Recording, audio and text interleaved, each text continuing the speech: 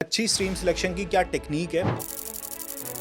शादियों में जो वेटर होते हैं ना, वहाँ पे वो लगा होता है, बूफे लगा होता है। Buffet। तो मेरी जो ड्यूटी होती थी वो रोटी वाला काउंटर मेरा होता था। आप अलग पांडे सर से मिले हो जी इन सर। पर्सन, हाँ। क्या ऐसा एक्सपीरियंस है उनका? काफ़ी अच्छा एक्सपीरियंस रहा, वो मेरे आइडल हैं और उन मतलब मेरे को, मैं अपनी जर्नी काफ़ी उनसे रेजोनेट करता हूँ। एजुकेशन आपको मेहनत करना सिखाती है, इंसान मेहनत करना सीख जाता है। और वो जो इंसान मेहनत करना सीख गया ना, चाहे आपके नंबर अच्छे आए हैं नहीं आए, उससे सच में कुछ फर्क नहीं पड़ता। सभी ने वो पाइथागोरस थ्योरम पढ़ा है, सभी ने यूलर्स लॉ पढ़े, सब ये सारी चीज़ें सेम है, कॉमन है। Right। तो उसमें से कुछ ही स्टूडेंट जाते हैं इंजीनियरिंग करने, कुछ ही जाते हैं मेडिकल में, हाँ, उनका अलग भी अलग बढ़ हाँ जाते हैं बढ़ बच्चे। जाते हैं। कहाँ तक ये ठीक है कि सभी को ये चीज़ पढ़ाई जाए?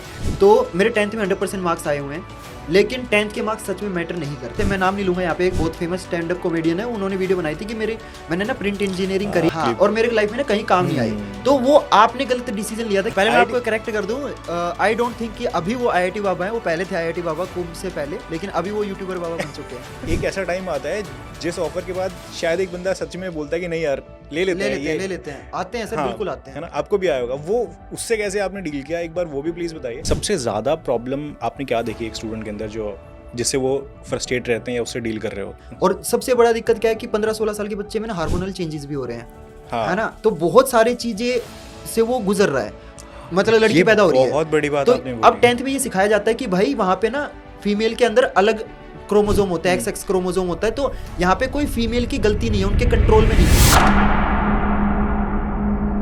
मैं आपको सच बताता हूँ, मैं मतलब कोई भी बच्चा है ना, कभी भी जीवन में ये नहीं सोचता यार मैं बड़ा होकर ना टीचर बनूंगा, है ना? मतलब होते हैं कुछ लड़कियां, क्लास में पूछोगे आप 10th 12th क्लास की लड़कियों से पूछोगे कि क्या बनना है, तो लड़कियां जनरली बोल देती हैं कि मेरे को टीचर बनना है, लेकिन लड़के जनरली बोलते नहीं है ना? उनको ये होता है कि यार मेरे को डॉक्टर बनना है या इंजीनियर बनना है, IT में जाना है। तो सेम उसी तरीके से मेरे को भी गवर्नमेंट जॉब में जाना था, क्योंकि जिस बैकग्राउंड से मैं आता हूँ हरियाणा से, तो हमारे कल्चर में ये चीज़ मानी जाती है कि अगर आप गवर्नमेंट जॉब कर लेते हो, आपकी गवर्नमेंट जॉब लग जाती है, तो आप एक मतलब कहीं ना कहीं एक अच्छी पोजीशन पे हो। हाँ। तो मेरा भी कभी ये था नहीं कि मेरे को टीचर बनना है, तो मजबूरी में मैं टीचर बना। कोरोना टाइम में 2021 की बात है, जब मोदी जी ने दूसरा लॉकडाउन लगा दिया था। तो मोदी जी ने क्योंकि देखो हमारे को ना फाइनेंशियली बहुत नुकसान हुआ है ना, बहुत सारे। उस बीच मुझे लगता है कि जितने ऐसे प्लेटफॉर्म से जो ऑनलाइन, हाँ, ऑनलाइन प्लेटफॉर्म आ रहे थे काफी, ऑफलाइन भी बहुत सारे प्लेटफॉर्म, बहुत नुकसान हुआ सर, स्कूल्स वगैरह बंद हो गए। तब तक मैंने सोचा भी नहीं था, तो मैं घर पे बैठा था, है ना? घर पे मतलब कई बार क्या होता है ना, घर वाले ताने मारते हैं कि कुछ कर ले, खाली बैठा है। तो उसी तरीके से मेरे को भी ताने मिल रहे थे। तो स्टार्टिंग में क्या होता है ना कि आपको तानों का इफेक्ट होता नहीं है ना, आप सिर के ऊपर से जाते हैं ताने, घर वालों के इफेक्ट नहीं होते। लेकिन एक टाइम के बाद है ना, आपको ताने दिल पे लगने लग जाते हैं, यार कहीं ना कहीं बात तो सच्ची बोल रहे, घर वाले नालायक तो हूँ मैं, कुछ कर तो नहीं। क्योंकि कोरोना टाइम में क्या कर रहे थे लोग, सब इंस्टाग्राम ही देख रहे थे, तो मैं भी ऐसे इंस्टाग्राम चला रहा था।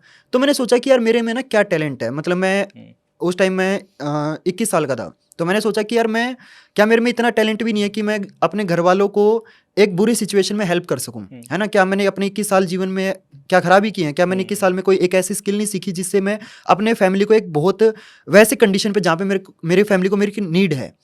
तो थोड़ा सा इमोशनल हो रहा हूँ मैं।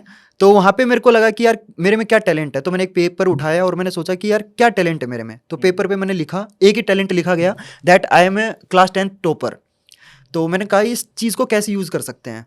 तो मैंने फिर धीरे धीरे ऑफलाइन कोचिंग वगैरह में पूछना स्टार्ट किया। उस टाइम मैं बहुत ही इंट्रोवर्ट टाइप का इंसान था। अभी तो जैसे मैं कैमरे पे बात कर पा रहा हूँ, ये एक रात में नहीं हुआ है, ये 4 साल लग गए मेरे को ऐसे कैमरे पे बोलने में। तो फिर मैंने क्या किया, मैं अपने कॉलोनी में जितनी भी कोचिंग इंस्टीट्यूट थी सब पे ना, मैं इतना कॉन्फिडेंस नहीं होता था कि मैं अंदर जाके ये पूछ लूँ कि भाई वैकेंसी है क्या। तो मैं क्या करता था, अपने फ़ोन में ना वीडियो रिकॉर्डिंग ऑन कर लेता था कैमरा, ठीक है, और मैं उस कोचिंग के बाहर से निकलता था, क्योंकि कोचिंग के बाहर बोर्ड लगा हुआ है, और घर पे जाके ना उस वीडियो को प्ले करता था, उस मतलब उस जो भी पोस्टर है उस पे नंबर जो होता था उसको कॉल मिलाता था घर पे जाके, कि मतलब फ़ोन पे क्या ही करेंगे, मना कर देंगे, कॉल कट कर देंगे, बेइज्जती तो घर पे ही होगी, है ना, मुंह पे तो नहीं हो जाएगी। तो घर पे जाके फिर मैं उनको कॉल मिलाता था कि भाई वैकेंसी है क्या। तो सब बोलते थे कि भाई वैकेंसी होगी तो बता देंगे। तो 1 महीने बाद लकीली मेरे पास ऑफर आया कि एक स्कूल में आपको मतलब पढ़ाओगे क्या, वैकेंसी है। तो मैंने कहा, मैंने कभी भी किसी भी अपॉर्चुनिटी को मना नहीं किया। तो मैं स्कूल में गया पढ़ाने, डेमो देने। तो 10th का टॉपर तो था ही मैं, तो सब्जेक्ट नॉलेज तो थी अच्छी खासी।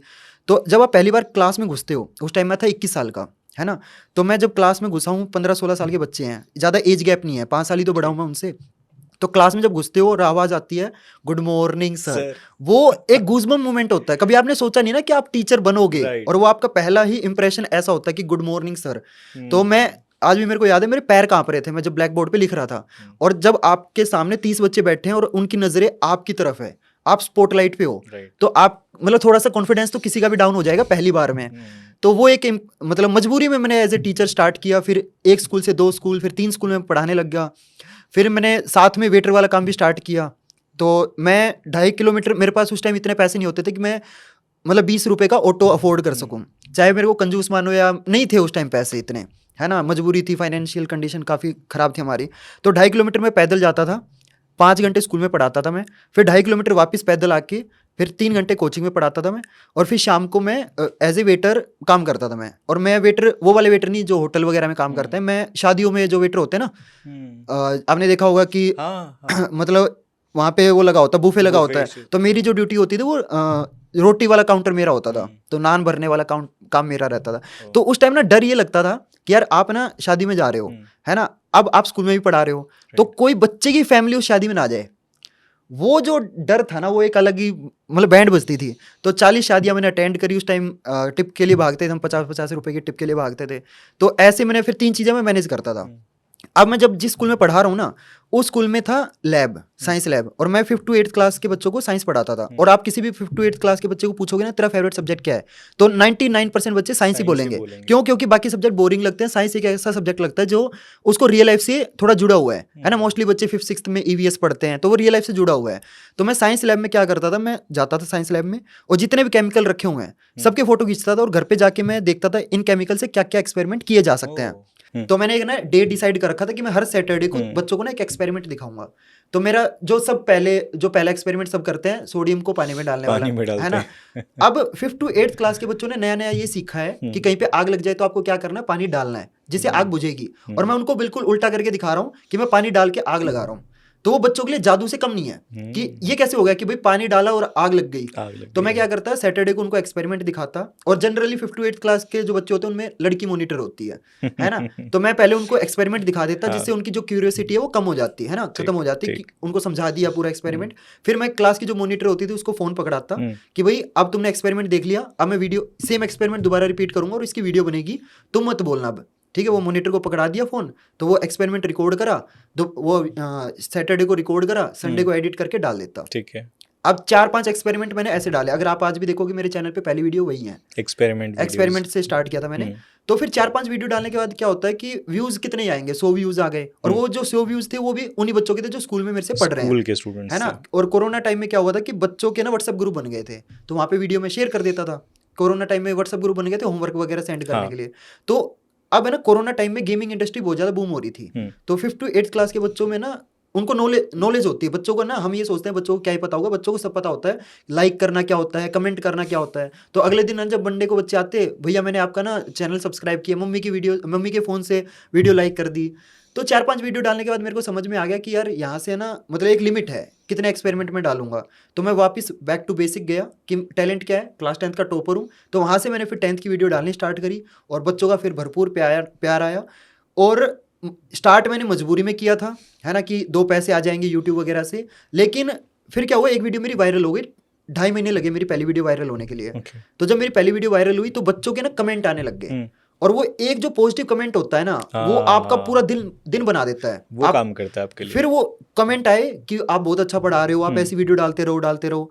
तो फिर वो चीज़ मेरी हॉबी बन गई कि यार मैं जो वीडियो बना रहा हूँ ना, इससे सच में कोई ना कोई पॉजिटिव इम्पैक्ट पड़ रहा है। कोई बच्चा है जो बिहार में, नेपाल में बैठ के मेरी वीडियो देख रहा है, जिसको इम्पैक्ट मतलब अच्छा फील हो रहा है मेरी वीडियो से, कुछ वो सीख रहा है। तो वहाँ से फिर वो जर्नी मेरी स्टार्ट हुई। शुरू मैंने एज ए मजबूरी में किया था, लेकिन वो धीरे धीरे मेरी हॉबी बन गई। और फिर वो कहते हैं ना कि चला तो मैं अकेला था लेकिन कारवा बनता गया। तो फिर वो टीम मतलब बच्चे इतने जुड़ते चले गए। फिर वहाँ से मेरा कॉन्फिडेंस अपने आप बूस्ट हुआ, और वहाँ से मेरी एज ए टीचर मेरी जर्नी स्टार्ट हुई। अरे वाह सर, इंस्पायरिंग है बहुत ज़्यादा, लेकिन इतनी सच में इतने कम एज में। सर एक गौरव सर, एक छोटी सी बात है, अगर एक टीचर की जर्नी आपने बताई है, मुझे लगता है कि भारत में अधिकांश जो टीचर है ना, उनके लाइफ में कुछ ना कुछ ऐसी मजबूरी है, कुछ ना कुछ ऐसी परिस्थितियां रही हैं जिसके वजह से उन्होंने पढ़ाना शुरू किया। या फिर मैं बताता हूँ आपको ना, जितने भी मैं टीचरों से मिला हूँ, 2 केस होते हैं। या तो कोई टीचर मजबूरी में बनता है जिसको कोई ऑप्शन नहीं मिलता कि यार मेरा लाइफ में कुछ नहीं हो रहा, ठीक क्या ही कर लेंगे, चलो एज ए मतलब ट्यूशन तो पढ़ा ही सकते हैं, फिर स्कूल में पढ़ाते हैं। तो जिसके पास या तो एक बंदा ऐसा होगा जिसके पास लाइफ में कोई ऑप्शन नहीं है, वो टीचर बनेगा, या फिर जो सारे ऑप्शन छोड़ चुका है, ठीक है, उसको सच में कोई इम्पैक्ट डालना है, वो टीचर बनेगा। 2 ही केस होते हैं।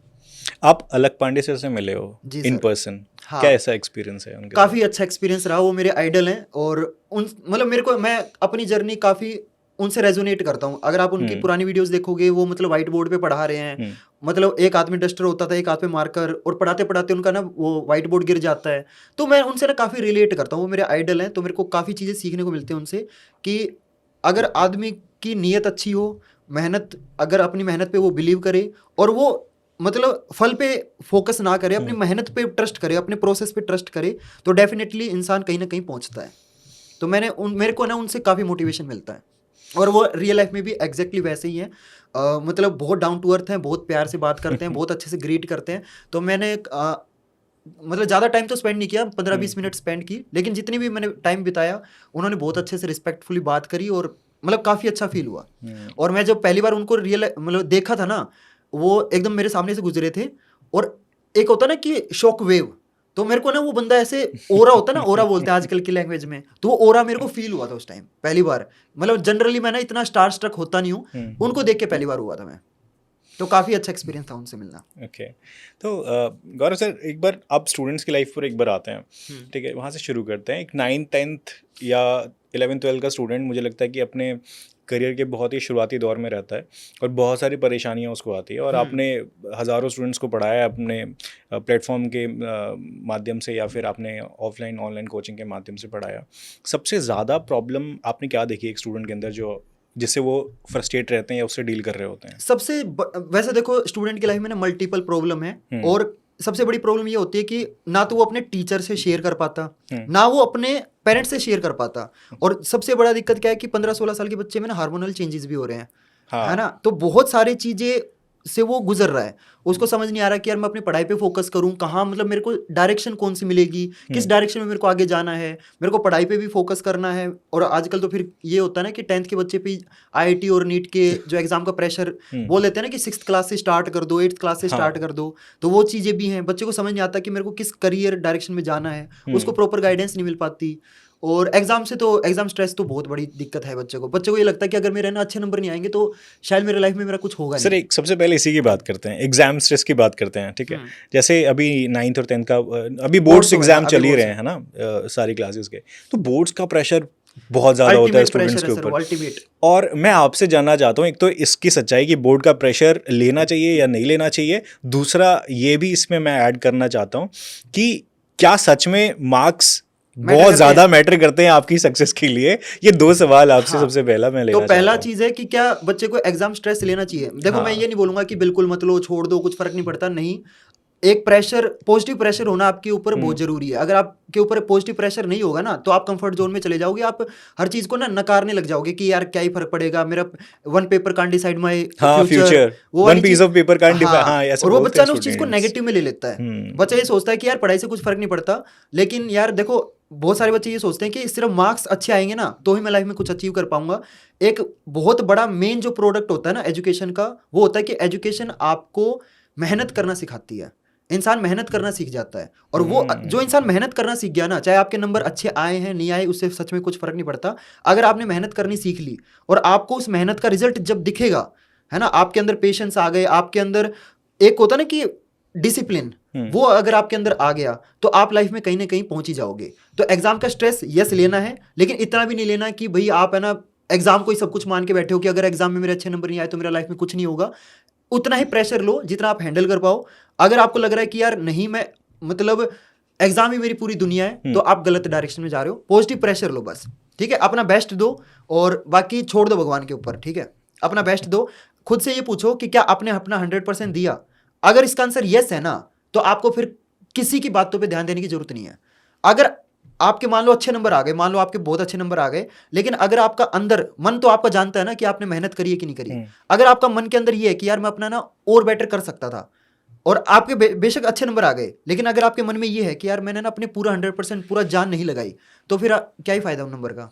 लेकिन अगर आपको पता कि यार मैंने अपना ना पूरा 100% दिया है, फिर आपको सच बताऊं, अगर आपने पूरा 100% दिया ना, तो आपको नंबरों से सच में फर्क भी नहीं पड़ेगा। ये सच है।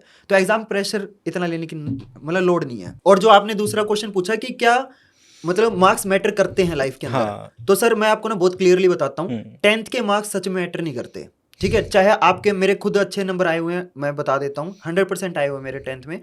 मेरे को स्मृति ईरानी मैम उस टाइम 2015 में एजुकेशन मिनिस्टर थी उस टाइम, तो मेरे पास है ना उनका साइंड सर्टिफिकेट भी है जिसपे मतलब उन्होंने मेरे को कॉन्ग्रेचुलेट किया था।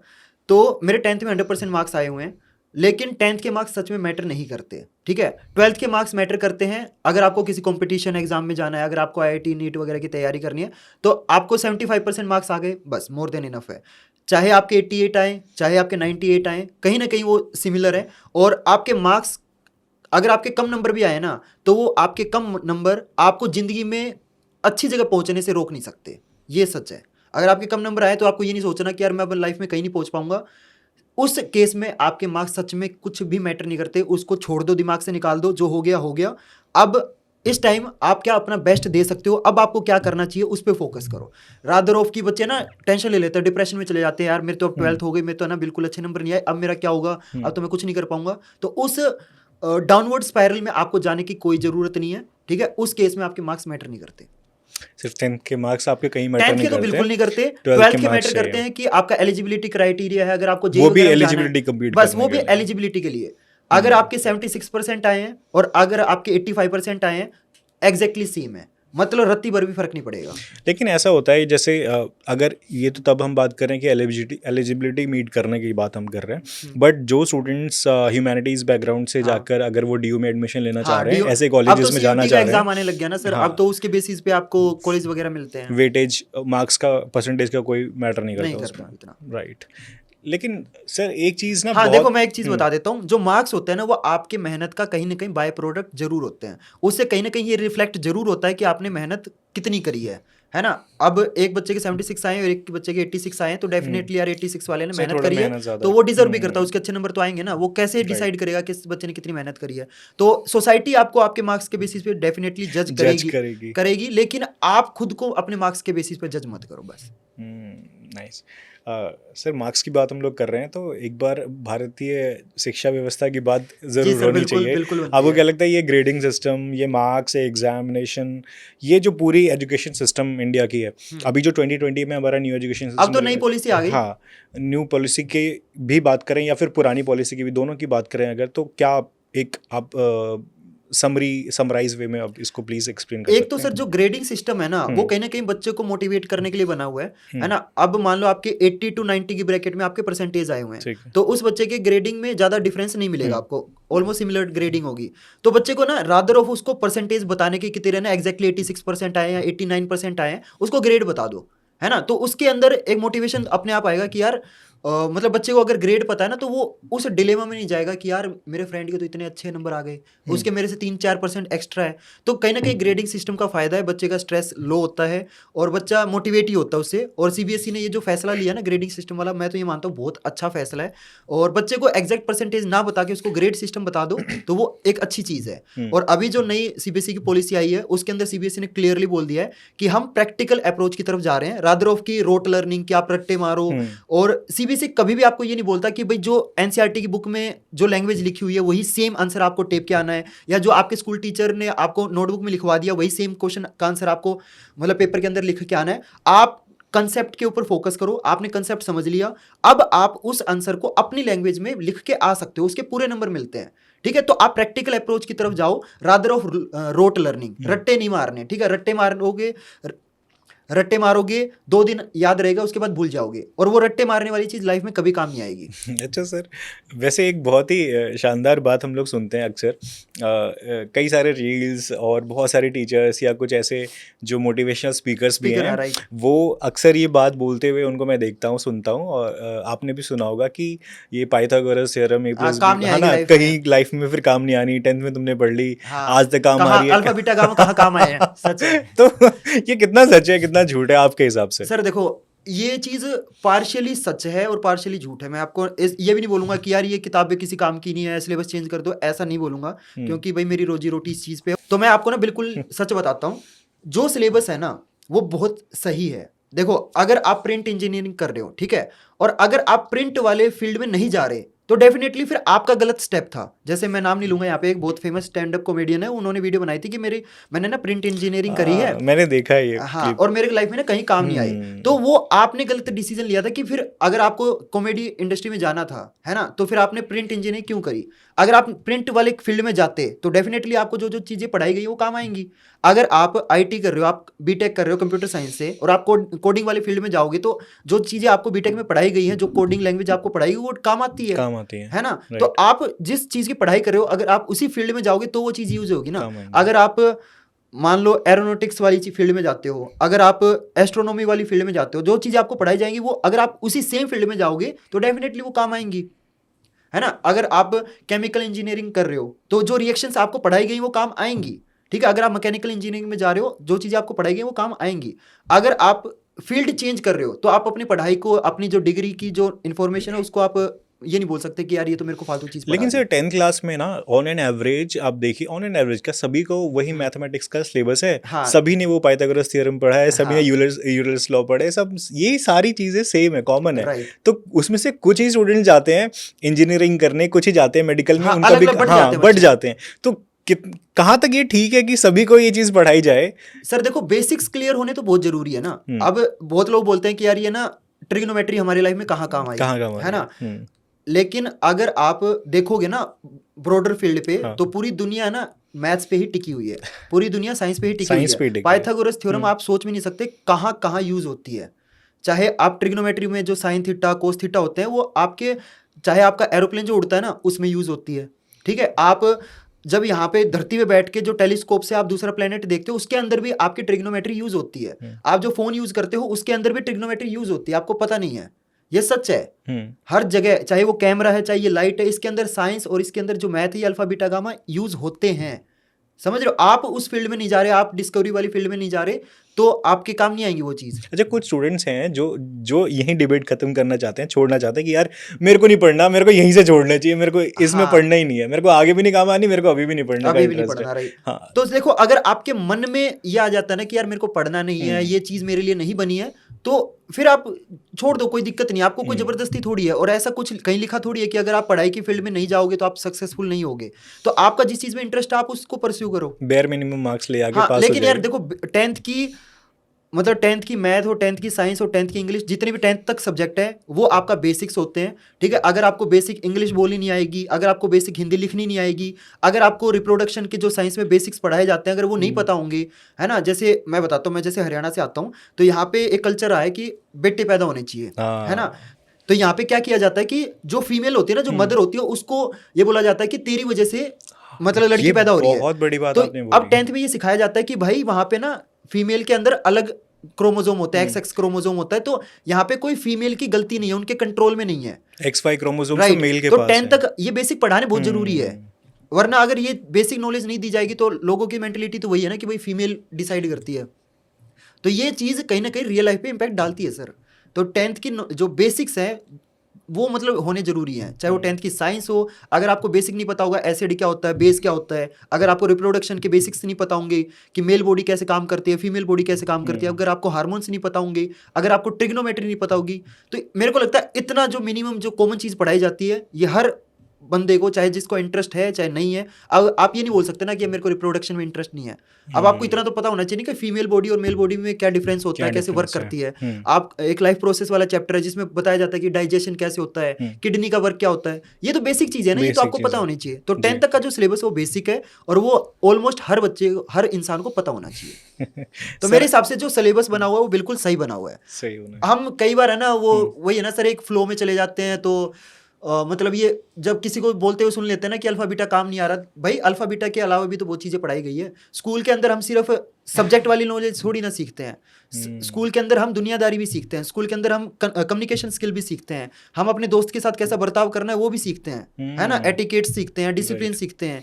तो स्कूल हमें सिर्फ किताबी नॉलेज नहीं देता, स्कूल हमें दुनियादारी के बारे में भी बहुत सारी चीज़ें सिखाता है। तो चाहे आपकी बुक वाली नॉलेज एक बार मैं मान सकता हूँ कि चलो काम नहीं आई, लेकिन आप किसी भी प्रोफेशन में चले जाओ, डिसिप्लिन हो गया, मेहनत करना हो गया, एटिकेट्स हो गए, कम्युनिकेशन स्किल हो गई, ये तो आपके हर जगह काम आएंगे ना। राइट सर, 10th की तो बात हो गई, 10-12 की बात हमने की, लेकिन ना इस एज में मुझे लगता है कि ना विजन की बहुत ज़्यादा लोगों में या स्टूडेंट्स में, मैं आमतौर पर बात करूँ ना कि किस डायरेक्शन में उनको जाना है, बहुत कन्फ्यूजन होता है। आपने बताया भी इसको लेकर, जैसे एक स्टूडेंट 10th में उसने बहुत अच्छे नंबर लेकर आया है ना, उसके बाद 2 साल उसने फिर रगड़ के मेंस एडवांस की हाँ। तैयारी करी, वो आईआईटी में भी पहुंच गया। एक एग्जांपल बहुत अच्छा आ रहा है, आप मुस्कुरा रहे हो, आईआईटी आईआईटी बाबा। तो पहले मैं आपको करेक्ट कर दूं, आई डोंट थिंक कि अभी वो आईआईटी बाबा हैं, वो पहले थे आईआईटी बाबा कुंभ से पहले, लेकिन अभी वो यूट्यूबर बाबा बन चुके हैं। तो एक इंसान जो आईआईटी बॉम्बे में एरोनॉटिक्स इंजीनियरिंग करने के बहुत बड़ी बाद, चीज़ है वो। बहुत बड़ी चीज़ है वो, एक सीट इतना, मुझे लगता है इतने एफर्ट्स लगते हैं वहां तक लोग बोलते पहुंचने भी है में। ना कि एक सीट खराब कर दी, बाबा ही बनना था तो क्या जरूरत, बट ऐसा नहीं है यार, ऐसा नहीं है। आदमी का ना मतलब लाइफ है ना, कभी सीधी डायरेक्शन में नहीं चलती, आदमी का माइंडसेट चेंज होता है। तो उस टाइम उसका माइंडसेट था कि भाई मेरे को पढ़ाई करनी है, या क्या हो सकता है कि फैमिली प्रेशर, ऐसा भी राइट। होता है। आजकल मैं देखता हूँ बहुत सारे बच्चों में ये होता है कि अगर आपने आईआईटी नहीं करी, और कई बार क्या होता है ना, बच्चे का मन नहीं होता, बच्चा करना ही नहीं चाहता आईआईटी में, उस डायरेक्शन में जाना ही नहीं चाहता, लेकिन पेरेंट्स का प्रेशर, सोसाइटी का प्रेशर, पीयर प्रेशर कि मेरा दोस्त कर रहा है, मेरा दोस्त उस फलानी कोचिंग में जाता है तो मेरे को भी आईआईटी करना है। ये सवाल आपसे पूछने का या फिर मेरे को ये मुद्दा पॉडकास्ट में लेकर आने का मेरा एक ज़रूर, ये इसके पीछे मेरा इंटेंशन है कि मैं ये बताना चाहता हूँ या आपसे जानना चाहता हूँ कि बहुत सारे ऐसे स्टूडेंट्स भी हैं जिन्होंने जी जान लगा के वहाँ तक पहुँचने में डेफिनेटली सबने मेहनत की है। जो एक आईआईटी में, आईआईटी बॉम्बे हो, आईआईटी दिल्ली हो, बहुत बड़ी चीज़ है। किसी भी आईआईटी में कोई बंदा बैठा है अगर, तो उसने जी तोड़ मेहनत की है, उसने एडवांस क्लियर किया और वहाँ बैठा है, और उसमें भी कोर ब्रांचेस में जो बैठा है, उसके बाद भी जब वो स्टूडेंट्स आईआईटी ड्रॉप करते हैं, आईआईटी छोड़ते हैं, या आईआईटी से निकलने के बाद अपनी फील्ड को डिसकंटिन्यू करते हैं, तो मुझे लगता है कि ये एक मोटिवेशन भी बन जाता है दूसरे स्टूडेंट्स के लिए कि IIT is not the end journey, right. Is not the end destination. हाँ। वो एक पड़ाव हो सकता है स्टूडेंट की लाइफ का, हमारी लाइफ का, आपकी लाइफ का, बट वो ही नहीं है सब कुछ। राइट। मैं इस क्वेश्चन के माध्यम से वहाँ आना चाहता हूँ, जो स्टूडेंट्स अपने किसी भी लक्ष्य को पूरा ना होने की वजह से अपने आप को खत्म कर लेते हैं या नुकसान हाँ, पहुंचा बहुत लेते हैं, सारे सुसाइड कर लेते ये हैं। पता है हमारे ना एजुकेशन सिस्टम का एक, मेरे को ऐसा लगता है कि वो ब्लैक फेज है जो कोटा में चीज़ें होती हैं। अब हालांकि अब तो पेरेंट्स भी काफ़ी एजुकेट हो गए इस चीज़ को लेके कि भाई बच्चे पे इतना भी प्रेशर नहीं बना देना कि बच्चा आईआईटी को ही अपनी पूरी ज़िंदगी माना ले, राइट। उसको लगे कि इससे बाहर तो कुछ है ही नहीं, मतलब ये जो किताबें है ना यही है, अगर ये हो गया तो मैं सक्सेसफुल हूँ, अगर ये नहीं हुआ तो मेरी तो ज़िंदगी ख़त्म है। और इस वजह से बच्चे मतलब फांसी भी खा लेते हैं, बहुत सारे बच्चे छत से कूद जाते हैं। तो ये चीज़ करने की मेरे को लगता है यार, वो तो मतलब बट हालांकि आज तो है ना बच्चा भी स्मार्ट हो गया, अब थोड़ा कम हो गया सुसाइड रेट, तो अच्छी लेकिन चीज़ सर अभी भी ये चीज, अगर एक बच्चा भी अगर कर रहा है तो कर रहा है बहुत तो गलत है वो वो। अभी उस पे काम करने की जरूरत है। हम्म। सर एक नाइटमेयर की बात करते हैं। हम्म। एक चलो आप गेस करो, एक स्टूडेंट का, जो 9th-10th का स्टूडेंट है, उसके लिए एक नाइटमेयर है एक सब्जेक्ट। हाँ। कौन सा सब्जेक्ट है वो? देखो कुछ बच्चों को, मेरे को मैं अपना पर्सनली बताता हूँ, जो मेरे को फीडबैक नोटिस हुआ है कि बहुत सारे बच्चों को एसएसटी बोरिंग लगता है। मतलब अब बहुत सारे बच्चे बोलेंगे नहीं भैया मेरे को तो मैथ बोरिंग लगता है। तो मेरे को पर्सनली एसएसटी बहुत ज़्यादा बोरिंग लगता था। मैथ, देखो पता है मैथ एक ऐसा सब्जेक्ट है जिसको समझ आ गया ना, जिसका मूड बन गया, मतलब अच्छा लगने लग गया, उसको मैथ से बढ़िया कोई सब्जेक्ट नहीं लगता।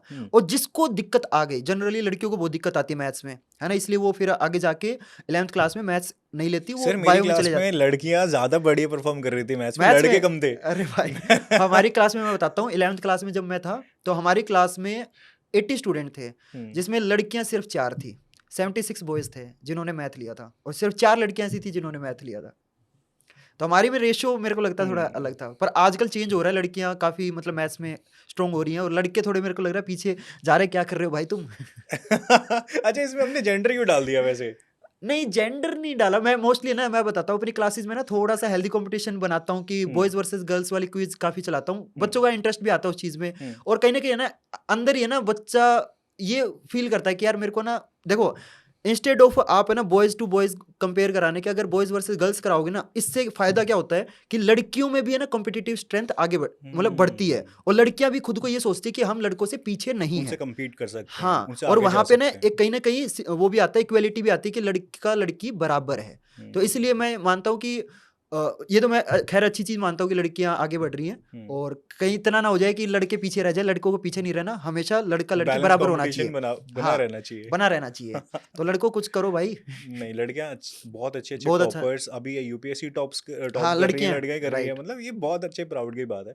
लेकिन सर मैथ्स पे दोबारा आता हूँ मैं, ठीक है। हाँ, बहुत सारे स्टूडेंट्स हैं ना, कुछ स्टूडेंट्स मानता हूँ मैं जिनको बहुत पसंद था, मैंने भी इंजीनियरिंग करी, मुझे भी मैथ्स अच्छा लगता था उस समय, लेकिन कुछ स्टूडेंट्स ऐसे थे जिनको नाइटमेयर लगता है, उनको जिनको ये लगता है बहुत कि लगता भाई है ये सब्जेक्ट मेरी जिंदगी से चला जाए, बस डिलीट कर दो वो इसको। 33 नंबर लाना स्टूडेंट्स मौत के है, लिए मौत है वो, तो मौत है उनके लिए। वहां मैं जरूर मैं बात करना चाहता हूँ कि एक ऐसा स्टूडेंट जिसने पूरे साल मैथ्स पर काम नहीं किया, उसको मैथ्स पसंद भी नहीं है, और उसके लिए टारगेट है एग्जामिनेशन में बस मुझे मेरे पास अच्छे होना है, नंबर आ जाए, आप वो सटीक ऐसा मंत्र मंत्र बता दो कि जिससे वो मैथ्स वाला स्टूडेंट बोले कि भाई साहब मजा आ गया, मजा आ और गया। 34 नंबर आ गए मेरे। हाँ, ये वीडियोस मैं काफी बनाता हूँ एग्जाम टाइम में, जिसमें मैं बच्चों को ना चैप्टर बता देता हूँ कि हाँ। कौन से ऐसे चैप्टर है जो कम मेहनत करके हाई वेटेज वाले जो चैप्टर हैं, वो सिलेक्टेड चैप्टर बता देता हूँ। जैसे मैथ में 14 चैप्टर हैं, जिसमें मैं बच्चों को बता देता हूँ कि भाई तू है ना ये 4 चैप्टर कर ले, ये इजी भी हैं, फॉर्मूला बेस्ड है, तेरे को फॉर्मूले रटने हैं, और तू ये फॉर्मूले रट ले, और इन फॉर्मूले पे बेस्ड जो आपके क्वेश्चन होते हैं, कुछ क्वेश्चन की मैं प्रैक्टिस करा देता हूँ। तो मोटे मोटे मैं बच्चों को ना 30-40 क्वेश्चन करा देता हूँ उन 4 चैप्टर में से, और उनमें मतलब वो 30-40 क्वेश्चन करके बच्चों के अच्छे नंबर आ जाते हैं।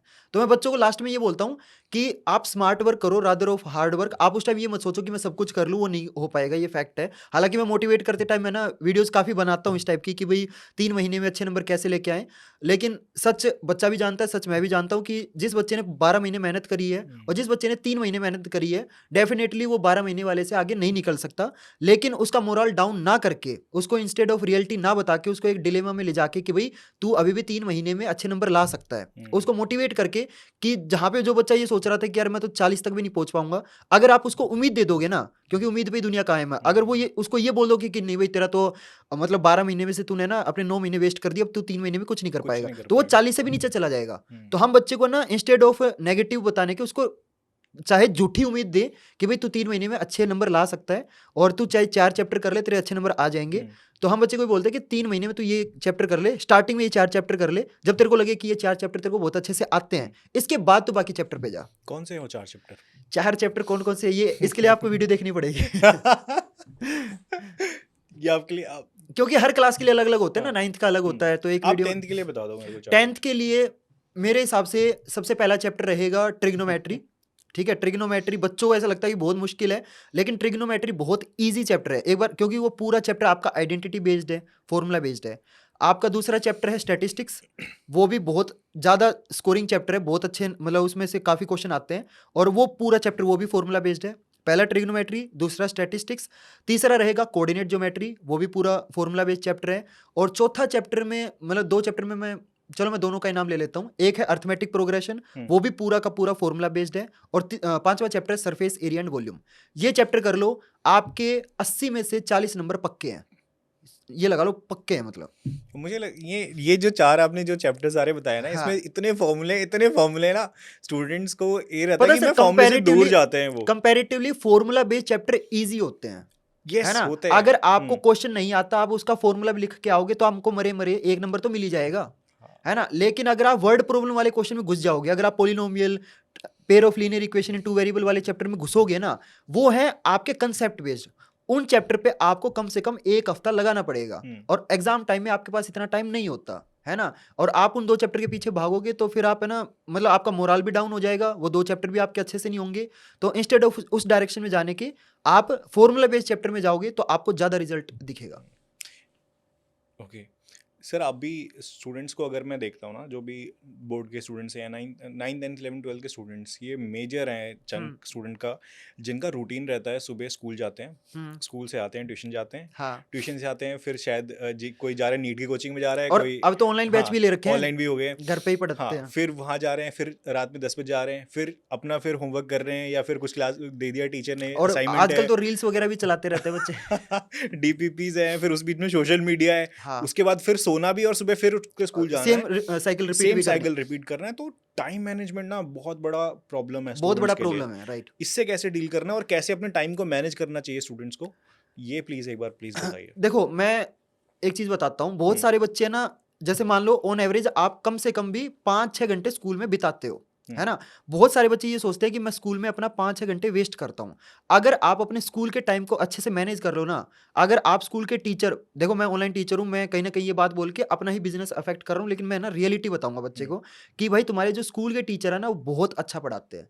मैं अभी ना एग्जाम रिएक्शन लेने गया था, तो क्योंकि मैंने भी ना 3 स्कूल में पढ़ाया है, क्योंकि मेरी जो जर्नी है वो पहले as a offline teacher start हुई। Offline teacher. अब जो आप ऑनलाइन में टीचर देखोगे वो क्या होता है कि उन्होंने कभी भी ऑफलाइन में नहीं पढ़ाया, उन्होंने ऑफलाइन वाली जो फील है, वो जो बच्चे की रियल प्रॉब्लम है ना, उनको एड्रेस किया ही नहीं है। किया ही नहीं। वो सीधा कैमरे पे पढ़ाने आ गए। हम्म। एक रियल में बच्चे को पढ़ाना और एक कैमरे को पढ़ाने में बहुत फर्क होता है, ठीक है। तो मैंने बच्चे की जो रियल प्रॉब्लम वो मेरे को पता है, तो मेरे को पता है। देखो मैं बताता हूँ, अभी ना मैं एग्जाम रिएक्शन लेने गया, तो किसी भी एग्जाम रिएक्शन में आप बच्चे से पूछोगे ना कि मतलब कैसा गया पेपर, किस टीचर ने पढ़ाया, तो मेरे को ना आज तक एक भी ऐसा बच्चा नहीं मिला जो अपने स्कूल के टीचर की तारीफ करे कि भाई मेरे स्कूल टीचर ने ना जो मेरे को पढ़ाया था वो आया पेपर में। सब है ना यूट्यूबर की तारीफ करते हैं, जो कि मेरे को लगता है थोड़ा सा गलत है। अगर आप अपने स्कूल टीचर के हिसाब से चलोगे, स्कूल में जो 5 घंटे आप बिताते हो उसमें अच्छे से फोकस करोगे, स्कूल के टीचर ने जो जो होमवर्क दिया है वो आप रेगुलर टाइम पे प्रॉपर तरीके से करोगे, इसके उसके बाद आपको ना किसी कोचिंग में जाने की जरूरत है, वो मोर देन इनफ है। मैंने भी 10th करी है, मैंने भी 12th करी है, मेरे भी अच्छे परसेंटेज आए हैं without any online batch, without any offline tuitions या कोचिंग, सिर्फ स्कूल एंड सेल्फ स्टडी। अगर आप सेल्फ स्टडी करते हो, और 10th का सिलेबस सच बता रहा हूँ मुट्ठी भर है, इतना मुश्किल नहीं है 10th का सिलेबस। और आजकल तो है ना ऑनलाइन टीचर्स ने, जो यूट्यूबर वगैरह है, उन्होंने मतलब ऐसा माहौल बना दिया है, ऐसी हाइप बना दी है, मतलब 10th का पेपर नहीं हो गया, यूपीएससी का पेपर हो गया। UPSC exam. भाई तेरे को मैं ऐसी रिसर्च करके लेके आया हूँ, मतलब मेरे को समझ नहीं आता कि भाई रूट 3 के क्वेश्चन, मतलब रूट 3 वाला जो क्वेश्चन है रियल नंबर में वाले चैप्टर में, कि रूट 3 को इरेशनल प्रूव करो, ठीक है। उस क्वेश्चन में, उस क्वेश्चन में कौन से रिसर्च कर रहे हैं भाई ये? मतलब तुम साइंटिस्ट हो क्या, तुम मैथमेटिशियन हो क्या?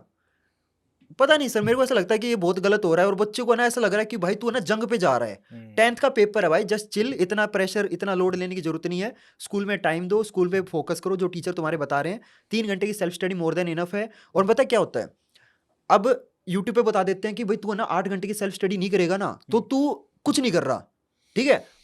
और बच्चा जो 4 घंटे की सेल्फ स्टडी कर रहा है उसको लगेगा कि यार भैया ने, या जो टीचर है, जो ऑनलाइन टीचर है, उसने बोला था कि 8 घंटे की सेल्फ स्टडी करो, और मैं 4 घंटे की कर रहा हूँ, तो वो गिल्ट में चला जाएगा। वो ये नहीं देखेगा कि तू 4 घंटे की सेल्फ स्टडी कर रहा है, जो कि मोर देन इनफ है। वो ये सोचेगा कि मैं 4 घंटे की सेल्फ स्टडी कम कर रहा हूँ, है ना। तो इंस्टेड ऑफ आप उस डायरेक्शन में जाने के, अगर आप डेली 3 से 4 घंटे की सेल्फ स्टडी करते हो, अगर आप डेली, जो टीचर, तुम्हारा स्कूल टीचर जो तुम्हें होमवर्क देता है, तुम्हें किसी भी चीज की जरूरत नहीं है, ठीक है। हर प्रॉब्लम का जो सॉल्यूशन होता है वो बहुत बेसिक होता है। हम उस चीज को बहुत ओवर कॉम्प्लिकेट कर लेते हैं, ओवर थिंकिंग में जाके, कि भाई मेरा फ्रेंड वो तो फलानी कोचिंग में भी जाता है, वो ये कर रहा है। कोचिंग, आप मेरे को ये बता दो कहाँ ये लिखा हुआ है कि आप बहुत ज्यादा कोचिंग में जाओगे या बहुत ज्यादा, मतलब 12-12, 14-14 घंटे पढ़ोगे तब आपके जाके 10th में अच्छे नंबर आएंगे। अब तो 10th का सिलेबस और भी कम हो गया ना, कोरोना के बाद तो सिलेबस और भी कम हो गया है। हमारा तो भाई पूरा सिलेबस आता था, अब तो टर्म वाइज होता है ना। तो अब तो टर्म वाइज वैसे ही आधा सिलेबस हो गया, ठीक है। कोरोना की वजह से 30% सिलेबस वैसे रिड्यूस हो गया, तो इतना सा सिलेबस बचा है। तुम्हें मतलब इतना ओवर हाइप करने की और इसको करने की जरूरत नहीं है ज़्यादा। इतना मतलब सिर्फ पढ़ाई में मत घुसो कि तुमने पूरा अपना जो 24 घंटे है ना वो सिर्फ किताबों के अराउंड ही बना रखा है। पागल हो जाओगे इसके चक्कर में, इतना लोड लेने की जरूरत नहीं है। मैं भी डेली 3 घंटे की सेल्फ स्टडी कर लो, बस। मैं इतनी करता था और मेरे अच्छे नंबर आए हुए हैं, तुम्हारे सामने जीता जागता सबूत है। और मैं इतने बच्चों को पढ़ाता हूँ, और मैं हर साल इतने मतलब बच्चे देखता हूँ जो डेली सिर्फ और सिर्फ सेल्फ स्टडी करके अच्छे नंबर लाते हैं। और बहुत सारे बच्चे ऐसे को मतलब, और मैं ऐसे ना बहुत सारे बच्चों को भी जानता हूँ जो दुनिया भर की कोचिंग कर रखी है, 4-4 कंपनियों के बैच ले रखे हैं, 2 ट्यूशन लगवा रखे हैं, होम ट्यूशन भी लगवा रखे हैं, और इतने बड़े बड़े स्कूल में जाते हैं, मतलब उसके बाद भी उनका पास होना भी मुश्किल है। क्यों? क्योंकि स्कूल टीचर अलग तरीके से पढ़ा रहा है, ऑनलाइन बैच में अलग सिलेबस चल रहा है, ट्यूशन पे अलग सिलेबस चल रहा है, तो बच्चा समझ नहीं आता भाई मैं किस टीचर को फॉलो करूं, है ना। वो डायरेक्शन लेस हो जाता है। तो मेरे को लगता है तुम ओवर कॉम्प्लिकेट कर देते हो, इतना ओवर कॉम्प्लिकेट करने की जरूरत नहीं है। जो तुम्हारा सब्जेक्ट वीक है, अगर तुम्हें लगता है कि यार मतलब सच में इस सब्जेक्ट में मेरे को एक्स्ट्रा हेल्प की नीड है, सिर्फ उसका ट्यूशन लगवाओ, और मतलब बहुत ज़्यादा इधर उधर भागने की जरूरत नहीं है। तो सर आपने इतनी सारी बातें बताई, इस सारी चीज़ों के बीच में ना एक बहुत बड़ी चीज़ है जो जिसके ऊपर बात करना ज़रूरी है। आपने बोला था कि मार्क्स लेकर आते हैं, अच्छे मार्क्स लेकर आते हैं, तो वहाँ से मुझे याद आया जब मैं 9th 10th क्लास में था, तो उस समय जो क्लास का टॉपर रहा था या रही थी, जो भी हाँ। स्टूडेंट्स वो लेटर बोर्ड में थे, हम्म, जो वो टॉप 5 स्टूडेंट्स थे ना, मैंने देखा था कि वो टॉप 5 स्टूडेंट्स वो 8th में भी कहीं ना कहीं उस लिस्ट में थे, वो हाँ 7th में भी उस लिस्ट में थे मेरे साथ, हाँ वो 6th में भी थे, वो 5th से भी मैं देखता रहा हूँ कुछ स्टूडेंट्स को जो उस लिस्ट में है। मतलब कि once a topper is always is always a topper, fact है ये ये। फैक्ट है। तो ऐसा क्या माइंडसेट होता है टॉपर का, या फिर कुछ एक ऐसा क्या ट्रेट होता है एक टॉपर का, वो ऐसी क्या चीज फॉलो करता है जो इन सारे वो जो 50 की स्ट्रेंथ बैठी है उन सबसे अलग बनाती है अलग बना उसको? हुआ है। सर मैं बताता हूँ इसमें ना, मैं अपना एग्जांपल यूज़ करूंगा। मैं मतलब 4th क्लास से एक ही स्कूल में हूँ, 4th से लेकर 12th मैंने एक ही स्कूल में करी है। तो 4th क्लास में एक लड़का था, नाम ले लेता हूँ, कुणाल, ठीक है। वो 4th से लेकर 12th क्लास तक वो हमेशा फर्स्ट आया है, हम्म, चाहे वो यूनिट एग्जाम हो, चाहे वो हाफ ईयरली हो। और मैं 4th से लेकर 12th तक मेरी एक पोजीशन रहती थी 4th। मैं हर क्लास में 4th ही आया हूँ हमेशा। तो कहीं ना कहीं ये चीज़ मैंने भी नोटिस करी कि once a topper is always a topper. तो मैंने जो नोटिस करा ना कि डिसिप्लिन, वो चीज़ बहुत मैटर करती है। और कई बार क्या होता है ना कि आपको टॉप पे रहने की ना आदत भी लग जाती है मजा ना, आने लग जाता मजा है। आने लग जाता है, वो किक मिलती है कि भाई मैं तो मतलब टॉपर हूँ, मैं तो सबसे आगे हूँ, मैं पीछे रह ही नहीं सकता। तो वो जो विनर माइंडसेट है ना, वो आता है, और वो आता है डिसिप्लिन से। आपने अपनी एक इमेज बना ली अपने दिमाग में, हम्म, वो टॉपर की इमेज बना ली हाँ, आपने, राइट, कि मैं ही राइट, हूँ अभी, हाँ। है ना? और मैं बताता हूँ, मैंने आज तक उसको मतलब उस कुणाल को एक ही कंपटीशन में हराया है, और वो था डिबेट कंपटीशन। और वो मेरे को आज भी याद है, और मैं उसको ना बहुत ही मतलब प्राउडली बोल पा रहा हूँ, है ना। और वो चीज़ मैटर नहीं करती आज ना, वो अपनी लाइफ में बहुत सक्सेसफुल है, he is lieutenant in Indian army. तो वो बहुत मतलब हमसे आगे निकल गया वो, ठीक है। लेकिन वो चीज़ मैटर नहीं करती अभी, लेकिन मेरे को फिर भी याद है वो पॉइंट। समझ रहे हो ये चीज़ कितनी, मतलब वो मेरे लिए एक बहुत प्राउड मोमेंट है, अचीवमेंट है वो एक वो चीज। प्राउड मोमेंट है मेरे लिए। तो मेरे को लगता है जो टॉपर होता है ना, उसका टॉपर उसको बनाता है उसका माइंडसेट, माइंडसेट। माइंडसेट। और वो चीज़ होती है डिसिप्लिन से आएगी। जब आपका रूटीन बन जाता है ना कि भाई मेरे आपको पढ़ने की आदत लग जाती है ना कि भाई मेरे को डेली 3 घंटे पढ़ना है, या 2 घंटे मेरे को सेल्फ स्टडी में देने हैं, है ना। और एक और चीज़ बता दूं, कुणाल ने भी कभी भी कोई कोचिंग या कोई ट्यूशन नहीं लिया था। तो कोई नीड नहीं है भाई, नहीं है नीड, सच है, ठीक है। अच्छा, कुछ कुछ टॉपर्स, मुझे लगता है कि कुछ लोग शायद ऑफेंड हो जाएं, but sorry for that, but ये चीज़ मैंने एक चीज़ और नोटिस करी अपनी क्लास से, अगर मैं कुछ एग्जांपल्स उठाता हूँ, हम्म, कि जो स्टूडेंट्स लीडर बोर्ड में दिख रहे थे ना, हम्म। वो अभी पता नहीं कहाँ गायब हैं। वो शायद होता है सर, होता है। हाँ। देखो मतलब बहुत सारे लोगों को ये लगता है कि जिसके ना मतलब 10th 12th में अच्छे नंबर आए हुए हैं, वो आगे लाइफ में बहुत अच्छा अचीव करेंगे। पर बीच में आता है कॉलेज लाइफ ठीक है, वहां पे पूरा गेम पलट जाता है। कॉलेज आपको आगे भी बढ़ा देगा, और कॉलेज आपको बहुत पीछे भी कर देगा। आपने ना बहुत सारी रील वगैरह भी देखी होंगी, बहुत सारे बच्चों से ये सुना भी होगा कि यार मैं 10th तक टॉपर था, उसके बाद पता नहीं मेरे को क्या हुआ कि मेरा ना ग्राफ नीचे जाता चला गया। मैं 12th में मैं टॉप करता था, हम भी 10th में अच्छे नंबर लेके आए थे, 12th में अच्छे नंबर लेके आए थे। लेकिन आज हम मतलब वो चीज़ें फॉलो नहीं कर पाते, आज हम ऊपर क्यों नहीं है। तो बीच में आती है कॉलेज लाइफ। कॉलेज लाइफ आपको खत्म भी कर सकती है, और कॉलेज लाइफ आपको बहुत आगे भी उठा सकती है। तो इसीलिए मैं आजकल ना हर बच्चे को ये बोलता हूँ, 12th करने के बाद जब भी आप कॉलेज में जाओ, चाहे बीटेक करो, कुछ भी करो, आपको एक अपनी हॉबी बनानी है, आपको एक अपनी स्किल पे वर्क करना है। सिर्फ आपको अपनी डिग्री पे डिपेंड नहीं होना कि भाई मेरे को ना ये डिग्री ही मेरे को अपने करियर में मतलब कुछ कहीं पे पहुंचाएगी, राइट। हो सकता है कि कॉलेज लाइफ में आपका किसी और चीज़ में इंटरेस्ट आ जाए, है ना। तो आप अपनी हॉबी को, आप अपने पैशन को भी परस्यू करो। सर, जब ऐसा होता है ना कि कोई टॉपर अगर आगे चलकर 12th के बाद अगर वो अचानक से आपको लग रहा है कि वो धुंधला हो गया, वो चेहरा वो हाँ, दिख नहीं रहा कहीं, मुझे लगता है कहीं ना कहीं इस बीच में ना एक एक बहुत अच्छी चीज़ है जो होती है गाइडेंस। राइट। वो लैक जो स्टूडेंट कर रहा होता है ना, शायद वो गायब हो जाता है अचानक से। सर पता है कॉलेज लाइफ, हम ये बोलते हैं कि 10th जो क्लास होती है ना, वो बहुत ही मतलब नाजुक क्लास होती है, हार्मोनल चेंजेस हो रहे होते हैं। पर एक चीज़ बताऊं, जो कॉलेज लाइफ वाली जो टाइम होता है ना, 3 साल या 4 साल जो आप कॉलेज में बिताते हो, वो भी बहुत नाजुक है। वो भी बहुत नाजुक है, क्योंकि बच्चा दुनियादारी में पैर रख रहा है, गर्लफ्रेंड बॉयफ्रेंड वाली चीज़ें में पढ़ रहा है वो, है ना। बहुत सारे बच्चे मैं जानता हूँ स्मोकिंग स्टार्ट कर देते हैं। मास्टरबेशन स्टार्ट हाँ, कर देते हैं। मास्टरबेशन वाली जो चीज़ है, खैर ये तो मेरे को लगता है आजकल 10th वाले बच्चे ही स्टार्ट कर देते हैं। तो मास्टरबेशन वाली चीज़ तो खैर बहुत अर्ली स्टेज से स्टार्ट हो जाती है। लेकिन कॉलेज लाइफ में एक तो गर्लफ्रेंड बॉयफ्रेंड वाला जो कल्चर है, ठीक है, इसमें बहुत सारे बच्चे डिस्ट्रैक्ट हो जाते हैं। दूसरा है स्मोकिंग वाली चीज़, है ना, गेड़ी राइट। मारना, सुट्टा मारना दोस्त के साथ। आपकी जो संगत है ना, वो बहुत मैटर करती है। मतलब आप किन लोगों में रहते हो। और एक वो कोट भी है ना कि you are the average of your 4% which are around you, around है यू, ना। राइट। तो आप अपनी संगत कैसी बनाते हो, उस पर बहुत चीज़ें मैटर करती है।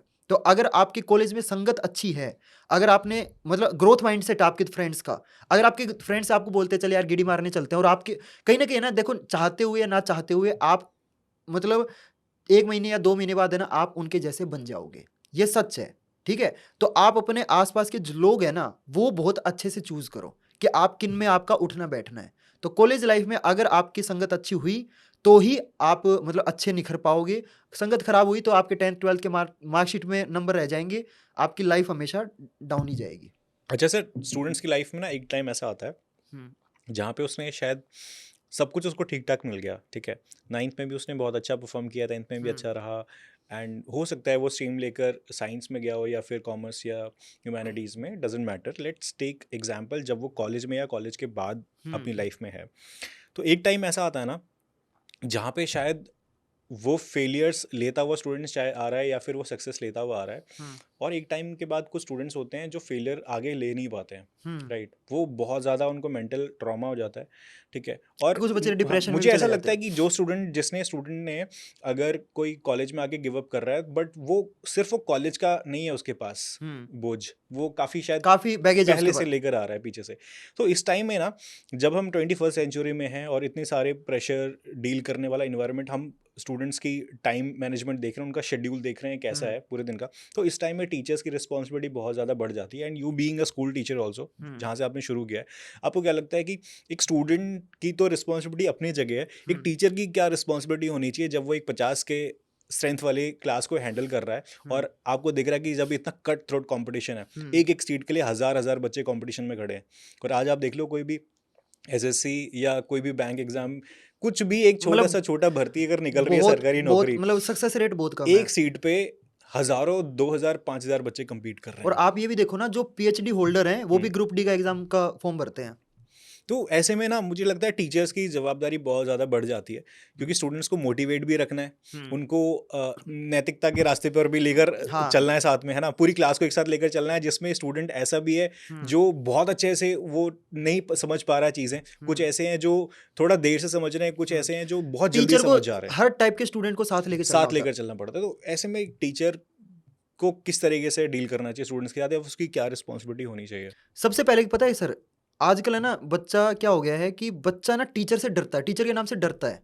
तो जैसे मैं हूँ, मैं कभी भी ना बच्चों को ये बोलता ही नहीं हूँ कि मैं तुम्हारा टीचर हूँ, मैं हमेशा ये बोलता हूँ कि मैं तुम्हारा भैया हूँ, क्योंकि वो ना अपने बड़े भाई के साथ है ना सारी चीज़ें शेयर कर सकते हैं, लेकिन वो टीचर के साथ है ना वो इतना कहते हैं ना कि इतना फैमिलियर नहीं होते बातों को लेके। वो सारी अपनी जो प्रॉब्लम्स है, अपनी जो डिस्ट्रैक्शन है, जिस चीज़ से वो डील कर रहा है, जो प्रॉब्लम उसके ऊपर चल रही है, वो सारी शेयर नहीं कर पाते।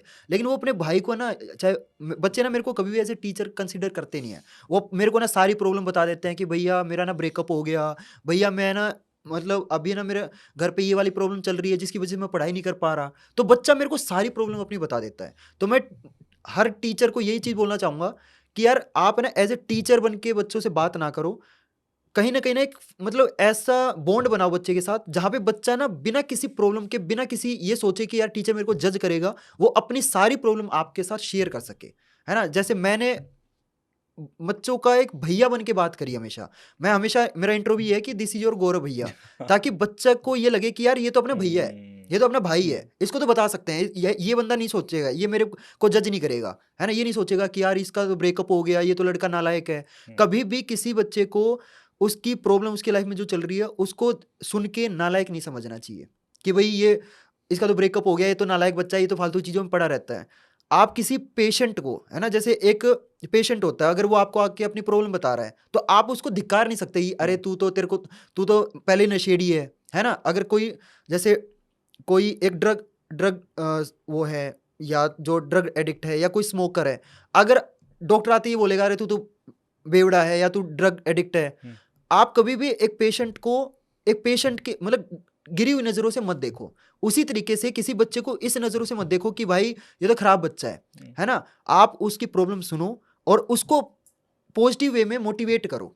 तो बच्चे की प्रॉब्लम सुनो और उसको ना एक पॉजिटिव तरीके से डील करो, क्योंकि वो ऑलरेडी इतनी प्रॉब्लम से मतलब गुजर रहा है ना। अगर आप उसको और डिमोटिवेट कर दोगे कि भाई तू तो है ही ऐसा नालायक है, तू तेरे से तो कुछ नहीं होगा, तू तो छोड़ दे पढ़ाई, अगर आप ऐसी बातें बोलोगे तो वो मतलब जिस खाई में जा रहा है वो और आप पीछे से धक्का ही दे रहे हो उसको। आप एक टीचर का काम ये होता है कि आप जाते जो बच्चा गड्ढे में गिर रहा है, जो खाई में गिर रहा है, आपको उसको पकड़ के उस गड्ढे से बाहर निकालना है। समझ रहे हो, पहले उस बच्चे को फैमिलियर करो, आप उसकी प्रॉब्लम सुनो, है ना। तो आप उसको एज ए टीचर डील ना करें, आप उसको एज ए बड़ा भाई, अगर आपकी मतलब एज यंग है तो आप उसको एक बड़े भाई की तरह, और अगर आपकी एज ज़्यादा है तो आप उसको एक, जो ट्रू टीचर होता है ना, ट्रू टीचर का काम ये नहीं होता कि बस आप है ना सिलेबस सिखा रहे हो, आप उसको लाइफ के जो प्रिंसिपल्स है वो भी आपको वो भी सिखाना आपका ही कर्तव्य है मेरे हिसाब से। तो एक असली टीचर वो होता है जो इंसान को या जो स्टूडेंट को मोटिवेट करे, लाइफ में एक अच्छा विजन दिखाए, एक पर्पस दे, वो एक ट्रू टीचर है मेरी नज़र में। सर जब एक स्टूडेंट ना 10th क्लास का बोर्ड देता है, जो अभी अभी जस्ट बोर्ड एग्जाम्स गए हैं 10th के, राइट, इसके बाद ना उसके दिमाग में बस एक ही कश्मकश चलती है कि साइंस, कॉमर्स, आर्ट्स। घर वाले कहते हैं साइंस लेगा, मेरा हाँ। बच्चा इंजीनियर बनेगा, डॉक्टर बनेगा, हाँ। है ना। साथ वाले कहते हैं यार रहने दे, साइंस नहीं हो पाएगी हमसे, हाँ, कॉमर्स ले कॉमर्स ले। ले लेते हैं, निकल जाएंगे, बीच हाँ। बीच का रास्ता है। कुछ कहते हैं नहीं यार, इन ना साइंस होगी ना कॉमर्स होगी, एक काम हाँ, करते हैं चुपके से आर्ट्स ले लेते हैं, ह्यूमैनिटीज और लेते पता हैं, है निकल कुछ जाते बच्चे हैं। ऐसे सोचते हैं आर्ट्स विद मैथ ले लेंगे। Arts with maths, commerce with Hindi. तो Commerce with ये maths। जो जुगलबंदी है, ये एक्चुअल में क्या चीज मैटर करती है वाइल सिलेक्टिंग योर स्ट्रीम? क्योंकि ऐसा देखा गया ना, जो बाद में स्टूडेंट्स ना 5 साल बाद ये अपना डिसीजन रिग्रेट कर रहे होते हैं और क्विट कर रहे होते हैं अपनी स्ट्रीम को, फ्रस्ट्रेट हो रहे होते हैं कि भाई कहाँ फंस गया, अब लाइफ टाइम यही चलेगा मेरे साथ। कोई, और मैक्सिमम इंजीनियर्स की बात कर रहा हूँ मैं, जो ऐसा होता है उनके साथ देखता है, एक इंजीनियर कुछ भी कर सकता है, कुछ भी कर सकता राइट। है। इंजीनियर इंजीनियरिंग नहीं करता, वो इंजीनियरिंग छोड़िए वो सब कुछ कर लेता सब है। कुछ कर लेता है। तो ये सिर्फ एक स्ट्रीम की बात हो गई, लेकिन ये एग्जाम्पल्स हर स्ट्रीम में हैं जो फंस गए हैं। शायद वो बाद में सोचते हैं कि यार थोड़ा सा एफर्ट और लगा लेता ना उस टाइम, अगर मैं ये कोई मेरे को मोटिवेट कर देता तो शायद मैं आज ये लेकर यहाँ पे होता, सही या बात ये है। ना लेकर वहाँ पे होता। तो ये चलता है। तो क्या एक अच्छी स्ट्रीम सिलेक्शन की क्या टेक्निक है, वो प्लीज एक्सप्लेन सर इसमें ना मैं बच्चों को हमेशा बताता हूँ, देखो यार, कुछ बच्चों के जो पेरेंट्स होते हैं ना वो काफ़ी हाँ। एजुकेटेड होते हैं, तो वो अच्छा गाइड कर देते हैं अपने बच्चों को। लेकिन कुछ बच्चों के पेरेंट्स को पता नहीं होता कि यार मतलब वो भी इतने पढ़े लिखे नहीं होते, तो वो बच्चों को अपने को क्या ही गाइड करेंगे। वो डिपेंड करते हैं टीचर्स पे कि भाई जो टीचर हैं ये अच्छे से गाइड कर देंगे। तो सबसे पहले मैं आपको ये बोलूँगा कि आप अपने पेरेंट्स से बात कीजिए, ठीक है। और मैं ये नहीं बोलूँगा कि सिर्फ पेरेंट्स की माननी है, सुनो, ठीक है, सुनो सबकी, करो अपनी, मैं यही बोलता हूँ। तो अपने पेरेंट्स से बात करो, थोड़ा वो चीज़ें आपको समझ में आएंगी। अगर आपके पेरेंट्स आपको गाइड नहीं कर पाते, कोई बात नहीं, आप अपने स्कूल टीचर से बात करो, वो आपको प्रॉपर गाइड कर पाएंगे। अगर आपको अपने स्कूल टीचर से बात करके, पेरेंट्स से बात करके और कन्फ्यूजन बढ़ गई है, लेकिन एक चीज़ गलत मत करना, अपने किसी भी दोस्त को देख के स्ट्रीम चूज मत करना कि यार मेरा दोस्त है ना कॉमर्स ले रहा है, तो दोस्ती निभाने के चक्कर में आपने भी कॉमर्स ले ली। देखो यार, हर बच्चे का इंटरेस्ट, हर बच्चे की हॉबीज अलग अलग होती हैं, ठीक है। तो अगर आपको अपने पेरेंट्स और अपने टीचर से बात करके समझ नहीं आ रहा, तो मैं सभी बच्चों को एक रामबाण तरीका बताता हूँ कि आप क्या करो, सभी स्ट्रीम का एक एक चैप्टर पढ़ने की कोशिश करो। यूट्यूब पे लेक्चर आपको मिल जाएंगे, ठीक है। आप साइंस स्ट्रीम का एक चैप्टर पढ़ो, ठीक है, कॉमर्स का एक चैप्टर पढ़ो और आर्ट्स का एक चैप्टर पढ़ो। और एक तो है ना हमारे मतलब समाज ने ना टैबू बना दिया कि भाई अगर आप आर्ट्स लोगे ना तो आप निकम्मे हो, राइट। है ना। लेकिन ये चीज़ बहुत बहुत नेगेटिव है। आपको ये नहीं सोचना कि अगर मैंने आर्ट्स ले ली ना तो मैं निकम्मा हूँ। अगर आप पहले अपने माइंड में ये बना लोगे ना सिनेरियो कि यार मैं तो भाई आर्ट्स ले ली, मैं तो सबसे लो लेवल पे हूँ, तो फिर तो मतलब आप समाज के हिसाब से मत चलो, आप अपने हिसाब से चलो, क्योंकि आपकी ज़िंदगी आपको जीनी है, ठीक है। 10 साल बाद रिग्रेट आपको होगा, 10 साल बाद मौज भी जो लोगे ना वो आप लोगे। समाज हमेशा आपको नीचे दबाने के लिए ही है। भारत में जो बहुत मतलब टॉप लेवल का जो गवर्नमेंट सर्विस है, जो ब्यूरोक्रेट्स हैं, जो आईएएस वो ऑफिसर्स आर्ट्स से हैं, हैं, वो बनने के लिए आपको ह्यूमैनिटीज पढ़ना पढ़ना पड़ेगा। पड़ता है, राइट। तो आर्ट्स, मुझे नहीं लगता कि ये सोचना किसी भी, हाँ मैं बताता हूँ, अगर देखो तीनों स्ट्रीम बराबर हैं, लोगों ने ना वो हायरार्की बना दी, सबसे ऊपर नॉन मेडिकल, फिर मेडिकल, फिर कॉमर्स और फिर लास्ट में आर्ट्स। ये नहीं है, सब स्ट्रीम बराबर है, ठीक है। तो आपको ना अपने किसी दोस्त के चक्कर में पढ़ के या अपने पेरेंट्स, देखो पेरेंट्स से बात करो, ठीक है, वो आपसे बड़े हैं, वो आपको अच्छा ही गाइड करेंगे। कोई भी पेरेंट्स अपने बच्चे का नुकसान नहीं चाहता, ठीक है। तो आप अपने पेरेंट्स से बात करो, अपने टीचर से बात करो। अगर आपको उसके बाद भी चीज़ें समझ नहीं आ रही, और अगर आपको, कई बार मैं बच्चों को ये बोलता हूँ कि अपने हॉबीज के हिसाब से चलो, लेकिन कुछ बच्चों की हॉबीज भी नहीं होती, है ना। नहीं, उनको डॉक्टर भी बनना है, उनको साइंटिस्ट हाँ, भी बनना होता अगर है, आपको उनको पहले एक्टर से भी ही बनना क्लियर होता है है। कि भाई मेरे को इसी स्ट्रीम में जाना है, तो वेल एंड गुड है, ठीक है। फिर आप है ना ज़्यादा चीज़ों को कॉम्प्लिकेट करके कंफ्यूज ही होगे। अगर आपका पहले से क्लियर नहीं है तो, और पेरेंट्स और टीचर से डिस्कस करने के बाद भी आपको समझ नहीं आ रहा, तो सिंपल क्या करो, तीनों स्ट्रीम का एक एक चैप्टर पढ़ लो, वहाँ से आपको समझ में आ जाएगा कि किस चीज़ में आपका इंटरेस्ट है, ठीक है। वहाँ से आप चूज कर सकते हो। एक अच्छे करियर काउंसलिंग एक्सपर्ट की एडवाइस लेनी ज़रूरी हो जाती है उस टाइम में। हाँ, अगर आपके आस-पास कोई, मैं ये बोलूँगा आप अपने ना सीनियर से ज़रूर बात करना। आपका हुँ। कोई मतलब 11th और 12th क्लास में आपका कोई कज़न है या दोस्त का दोस्त है, तो आप प्लीज़ अपने ना किसी सीनियर से एडवाइस लेना, वो आपको बेटर ये एडवाइस बहुत देगा। पुराना नुस्खा है जो हाँ, और ये हम लोग, हमेशा वर्क हाँ, करता है, ये हम आज भी वर्क करता है। आज भी वर्क करता है, राइट।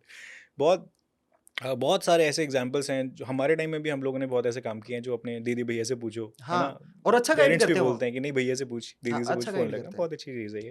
ठीक है सर। आज ना एक अच्छा स्टूडेंट जो अच्छी तैयारी कर रहा है या फिर नहीं कर रहा है, उन सभी की लाइफ में ना एक बहुत बड़ा एविल काम कर रहा है आज, या डेविल हुँ। काम कर रहा है, सोशल मीडिया। ओहो! राइट। भाई साहब, चाहे तो वो बना दे रहा है, चाहे वो बिगाड़ दे रहा है, और मुझे लग रहा है ये ज़्यादातर नुकसान ही कर रहा है वो नुकसान ही है सर। स्टूडेंट्स वो के है ना, लिए। आदमी को पता है क्या होता है ना कि अंदर ही अंदर लगता है कि यार मतलब मैं ना सोशल मीडिया से कुछ सीख रहा हूँ, लेकिन वो आपको अंदर से इतना खोखला कर रहा है ना, आपको समझ नहीं आता। आफ्टर पेंडेमिक ये चीज़ बहुत बहुत ज़्यादा बढ़ गई बूम है। हो गई है, क्योंकि सबके पास फ़ोन है, 5th का स्टूडेंट हो या 4th का अरे सर, स्टूडेंट 10th हो, के बच्चे के पास आईफ़ोन आज के टाइम आईफ़ोन पे। है, राइट। तो मैं अभी 3 दिन पहले की बात हुँ, बताता हूँ, मैं हुँ, अभी है ना एप्पल स्टोर में गया हुआ था, हुँ, ठीक है? तो वहाँ पे एक बच्चा आया जो मतलब मेरे ही शहर से है, उसका मैंने एग्ज़ाम रिएक्शन में मतलब देखा था मैंने उसको। अच्छा, वो मेरे को बताता है कि मेरे घरवालों ने बोला है कि अगर मेरे 60% आएँगे ना, तो मेरे घरवाले आईफ़ोन 16 दिला देंगे। एंड आई 6 वाज़ लाइक कि भाई, हमारे घरवालों ने तो कुछ नहीं दिलाया था। हमने तो अपने पैसों से खरीदा भाई। हमारे में भी थे 10th क्लास में, काफ़ी लेट मिला हमें फ़ोन बाइक लाइफ़ में। दिला देंगे, फ़ोन हाँ, दिला होता है देंगे, बहुत सारी और चीज़ें वो हैं। भी 60% पे। सोशल मीडिया किस तरीके से इफ़ेक्ट कर रहा है ना आज के टाइम हुँ। में स्टूडेंट्स को। सर, अगर आप किसी भी एक आज के बच्चे का आप है ना फ़ोन का स्क्रीन टाइम देखोगे ना, तो 6-6 घंटे वो इंस्टाग्राम चला रहा है। मतलब हर इंसान है ना ये सोच के इंस्टाग्राम पे जाता है कि यार 5 मिनट ही तो चलाऊँगा। वो 5 मिनट कब आपका आधा घंटा बन जाता है, बच्चे को खुद समझ नहीं आता। हुँ, और एक तो ना आपको कभी भी सुबह उठते ही इंस्टाग्राम नहीं चलाना, क्योंकि आपका जो डोपामाइन है वो पहले ही इतना बूस्ट अप हो गया। फिर हुँ, इसके बाद आप पढ़ने बैठोगे या कुछ भी आप काम करोगे ना प्रोडक्टिव, तो वो आपको बोरिंग लगेगा। तो आपको कभी भी उठते ही या रात को सोने से पहले आपको कभी भी सोशल मीडिया नहीं चलाना है, ठीक है? और एक टाइम लिमिट कर लो कि भाई मैं ना दिन में आधा घंटा या 1 घंटा ही सोशल मीडिया चलाऊँगा। फ़ोन में आते भी है ना आजकल वो फ़ोकस मोड वगैरह बहुत सारे ऐप आ गए हैं जिससे हुँ, आप ना लिमिट कर सकते हो। वो क्या होता है ना, जब आप खुद रील चला रहे हो ना, आपको पता नहीं चलता ना कब आधा घंटा हो गया, कब 1 घंटा हो गया, और 1 घंटे के बाद आपको क्या फ़ील होगा? गिल्ट। रात को फिर है ना आप है ना सोते टाइम है ना छत को देखोगे कि यार मैंने तो है ना आज का पूरा दिन अपना वेस्ट कर दिया। चलो कोई नहीं, मैं कल है ना सुधर जाऊँगा, और वो जो कल है वो कभी नहीं आता। तो वो ना एक डाउनवर्ड स्पाइरल है जिसमें आप है ना घुसते जाओगे और वो एक पैटर्न बन जाता है, और फिर आपका एक वो रूटीन का पार्ट बन जाता है कि मेरे को रोज़ इतने घंटे तो सोशल मीडिया चलाना ही है।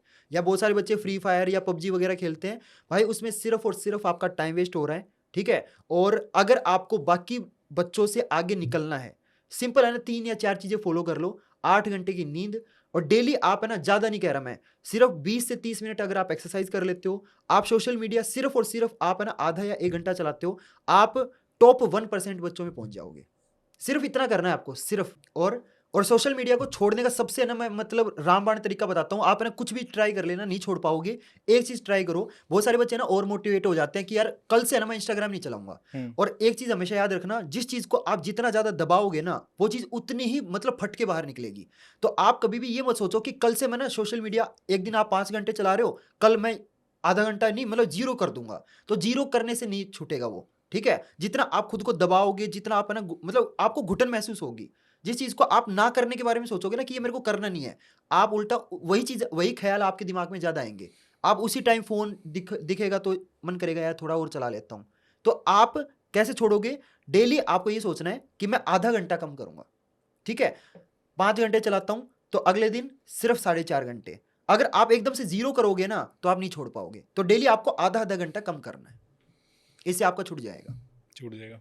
वैसे करिकुलम को देख के भी ऐसा नहीं है कि आपकी एक सोशल लाइफ, चलो आज के टाइम में एक इम्पॉर्टेंट हो गई है चीज़, बट हुँ, वो इतना ज़्यादा नहीं कि हावी हो जाए आपके राइट। करिकुलम के ऊपर और आपके। और मैं आपको देखो एक चीज़ बताता हूँ, हुँ, सोशल मीडिया मैं ये नहीं कह रहा कि बिल्कुल छोड़ दो, क्योंकि भैया आजकल हम स्मार्ट जनरेशन में जी रहे हैं। अगर हमें ट्रेंड पता नहीं होगा, अगर हमें कच्चा बादाम के बारे में पता नहीं होगा कि मार्केट में क्या चल रहा है ना? तो कहीं न कहीं आप मतलब पीछे ही हो। हर चीज़ की नॉलेज होना बहुत ज़रूरी है। तो मैं ये नहीं बोल रहा कि बिल्कुल ज़ीरो कर दो, लेकिन एक टाइम लिमिट कर दो कि मैं आधा घंटा या 1 घंटा चलाऊँगा। जो भी ट्रेंड होगा ना, आधा घंटा रील 30 सेकंड की रील होती है, 1 मिनट की रील होती है, तो मोटा-मोटा आप 30 से 35 रील देख लोगे आधे घंटे में, ठीक है? हुँ, तो जो ट्रेंड होगा वो आपके आगे उन 30-35 रील में आ जाएगा। तो ठीक ऐसा है। नहीं होगा आपको कि यार मैं तो है ना बहुत सारी चीज़ें मिस कर रहा हूँ, ऐसा नहीं होगा। तो आप टाइम लिमिट लगा लो बस। सर जिस फील्ड से जिस इंडस्ट्री से आप आते हैं उस इंडस्ट्री को लेकर एक मेरा बहुत सवाल रहता है, मतलब हालांकि मैंने भी पढ़ाया हुआ है बट आप कंप्लीटली इस इंडस्ट्री में हो। मैं एक नाम ज़रूर लेना चाहूँगा, आप अवध ओझा सर को तो जानते ही होंगे, हाँ, जानता हूँ राइट? मैं। तो आपने देखा वो पढ़ाते पढ़ाते किस तरीके वो से अब वो, पॉलिटिक्स में चले हाँ, गए। मेरे को पॉलिटिक्स में लगता आ है गए। उनका एंड गोल ही वो था। तो मुझे नहीं, आज आज ना जब मैं टीचर्स को देखता हूँ, उनके शॉर्ट्स, कुछ टीचर्स के शॉर्ट्स भी मेरे फील्ड में आते हैं, वहाँ शायद ही पढ़ाई की कुछ बात हो रही है, वो अलग ही दुनिया की कुछ बातें चल रही हैं, मौज मस्ती की बातें हो रही हैं, कोई कुछ बात कर रहा है, कोई कहीं कुछ बात कर रहा है, अगर कोई फीमेल टीचर है तो वहाँ पर कुछ अलग है, वहाँ कमेंट बॉक्स भरा पड़ा वैसे है ही पूरा। मतलब कि इस्तेमाल भी हम कर रहे हैं सोशल मीडिया का, लेकिन वो मुझे लग रहा है कि कुछ अलग तरीके से कुछ टीचर्स इसको डेलिबरेटली कुछ अपने पर्पस के लिए यूज़ कर रहे हैं। हाँ, सर पता है 2 चीज़ें होती हैं इसमें। एक तो आप खुद मतलब अपने मन से पूछना कि हम्म। क्या आपने कभी भी अवध ओझा सर का कोई पढ़ाने वाला लेक्चर देखा है? रेयरली, मैं एक आध बार मैं गया हूँ। बहुत हाँ, जितनी उनकी रील वायरल होती है ना, नहीं वो पढ़ाने वाला नहीं होता। मतलब वैसे ही कि मैं तो मतलब चंबल का गुंडा था, ये इस टाइप की रील वायरल होती हैं, हाँ, राइट? हाँ। तो इसमें कहीं ना कहीं देखो, मैं अवध ओझा सर का ये नहीं बोलूंगा हम्म, कि सिर्फ उन्हीं का फॉल्ट हम्म, है। ऑडियंस भी तो यही देखती यही देखना है ना? चाहती है। ऑडियंस भी तो ये देखना चाहती है। तो डिमांड एंड सप्लाई का गेम है। जैसा ऑडियंस देखना चाहेगी वैसी चीजें वायरल होंगी।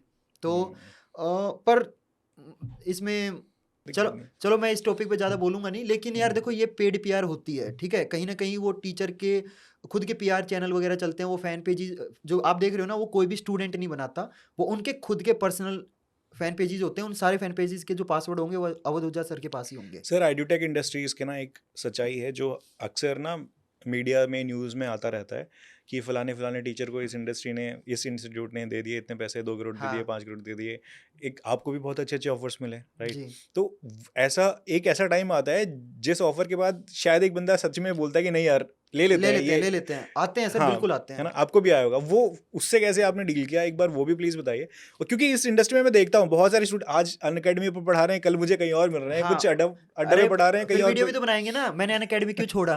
और फिर लड़ाई हो रही है दोनों टीचर्स हाँ। के बीच में। बहुत सारी ऐसे वीडियोस वायरल हो रही हैं और हम्म, लाखों करोड़ों में व्यूज जा रहे हैं उन वीडियोस पे। हाँ सर। कंट्रोवर्सीज क्रिएट हो रही हैं और स्टूडेंट्स भी उसमें हम्म, पार्टिसिपेट करते हैं। हाँ सर, इसमें ना बहुत सारे टीचर्स को ऑफर आते हैं, हम्म, और मैं काफ़ी मतलब टीचर्स वगैरह को पर्सनली जानता हूँ, और मेरे को अमाउंट भी पता चलता है कि भाई इतने करोड़ का ऑफर हम्म, आया। और इस इंडस्ट्री में ना पोचिंग एक बहुत बड़ी चीज़ है कि भाई अगर कोई टीचर एक हम्म, एडटेक के अंदर बहुत अच्छा परफॉर्म कर रहा है ना, चाहे हम्म, मतलब बच्चों का प्यार है, तो वो कोशिश करते हैं कि उस टीचर को ना उठा लें, पैसों में खरीद लें। हम्म, कुछ टीचर चले भी जाते हैं। मेरे को भी मतलब इसमें बहुत बड़ा ऑफर आया था, नाम नहीं लूंगा मैं कंपनी का, लेकिन मैं आपको अमाउंट बता देता हूँ। मेरे को ना चैनल बेचने का ऑफर आया था कि आप ना अपना पूरा चैनल ही दे दो, हम आपका चैनल का नाम चेंज कर देंगे, गौरव सुथार एक्स डैश कंपनी नाम हो जाएगा आपका चैनल का। एंड मेरे को जो ऑफर आया था दैट वाज 2.5 CR। मैं झूठ नहीं बोलूंगा, मैं ये नहीं बोलूंगा कि भाई मैंने ना तुरंत ऑफर को मना कर दिया। मैंने अपनी फैमिली के साथ डिस्कस किया, क्योंकि सच में जिस फैमिली बैकग्राउंड से मैं आता हूँ ना, मेरे लिए अमाउंट सच में बहुत बड़ा है, हम्म, क्योंकि आपको पूरी उम्र लग जाती है 2.5 करोड़ रुपए कमाने में। तो मैंने राइट। बहुत सोचा, 2-3 दिन का मैंने समय लिया, तब जाके फिर मेरे को ना ऐसा लगा कि यार जो आज मेरे को अमाउंट मिल रहा है वो क्यों मिल रहा है, मेरे को बच्चों के प्यार की वजह से मिल रहा है। राइट। तो मैंने कभी भी ना बच्चों के प्यार को आप ना पैसों से नहीं तोल सकते। तो मैंने बच्चों को हमेशा आगे रखा कि यार पैसा तो आता जाएगा, हम्म, है ना? आप बच्चों की वजह से बने हो, तो बच्चों को ही केटर करो। बच्चों की जो प्रॉब्लम है, बच्चा आप पे ट्रस्ट करता है, तो ये जो आपको अमाउंट मिल रहा है ना, ये ट्रस्ट के बदले में मिल रहा है। आपको हम्म, बच्चों को ट्रस्ट कॉम्प्रोमाइज करना पड़ेगा। तो हम्म, उस वजह से मैंने मना कर दिया, जो कि मेरे लिए बहुत बड़ा मतलब डील थी, इतना बड़ा अमाउंट मना करना। लेकिन हाँ, मैं कभी ये नहीं बोलता कि भाई उस कंपनी में मैंने काम किया, वो कंपनी बहुत ख़राब थी। मैंने भी अनअकैडमी में भी काम किया 2.5 साल। मैंने अड्डा 24/7 में 1 साल काम किया, और भी बहुत कंपनियों में मैं काम कर चुका हूँ। लेकिन मैंने कभी भी वो वीडियो नहीं बनाई कि यार वो फलानी कंपनी ना ख़राब है, क्योंकि जब मैं उस कंपनी में जुड़ा, तो भाई हमारी जो टर्म्स एंड कंडीशन है वो आपस में मैच हुई, तभी तो मैं जुड़ा, राइट। है ना? चाहे उन्होंने मेरे को जो अमाउंट या जो भी डील, जो भी टर्म्स एंड कंडीशन हमारी उन्होंने बोली, वो सेम मैच हुई जब हम दोनों ने आपस में हाथ मिलाया कि हम दोनों एक दूसरे की कंडीशन से सेटिस्फाइड है, हम्म, तब जाके जुड़े ना। उन्होंने मेरे पे कोई जबरदस्ती थोड़ी बोला था कि भाई आपको काम करना ही हमारे साथ।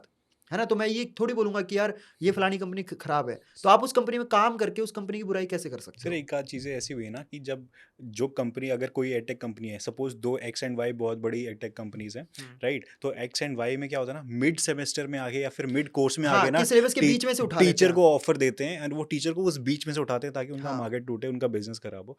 ऐसा भी करते हैं ऐसा एंड होता है। इस गेम के चक्कर में ना बहुत सारी इंडस्ट्रीज ऐसी हैं, मेरे पास बाइजू का एक नाम मेरे को याद आ रहा है, वो बर्बाद हो जाती है। कुछ कंपनीज ऐसी होती हैं फिर वो उनका अस्तित्व ही खत्म हो जाता है। ऐसी ऐसी बहुत सारी कंपनीज हैं, आपने उसका भी एग्जाम्पल, क्या उसका केस स्टडी आपने कभी क्या, क्यों हाँ सर, क्यों बिल्कुल ऐसा होता हुआ? है। मैं मतलब ऐसा बहुत बार मैंने देखा है इस फील्ड में कि जो टीचर है ना वो हमेशा सिलेबस के बीच में छोड़ के जाता है, क्योंकि पता है ना कि बच्चा इमोशनली और उस टीचर से कनेक्ट हो गया है, बच्चे को उसी टीचर का समझ में आता है, तो टीचर कंपनी चेंज करेगा तो बच्चा भी डेफिनेटली वो टीचर को फॉलो करते करते दूसरी कंपनी के बैच ले लेता है।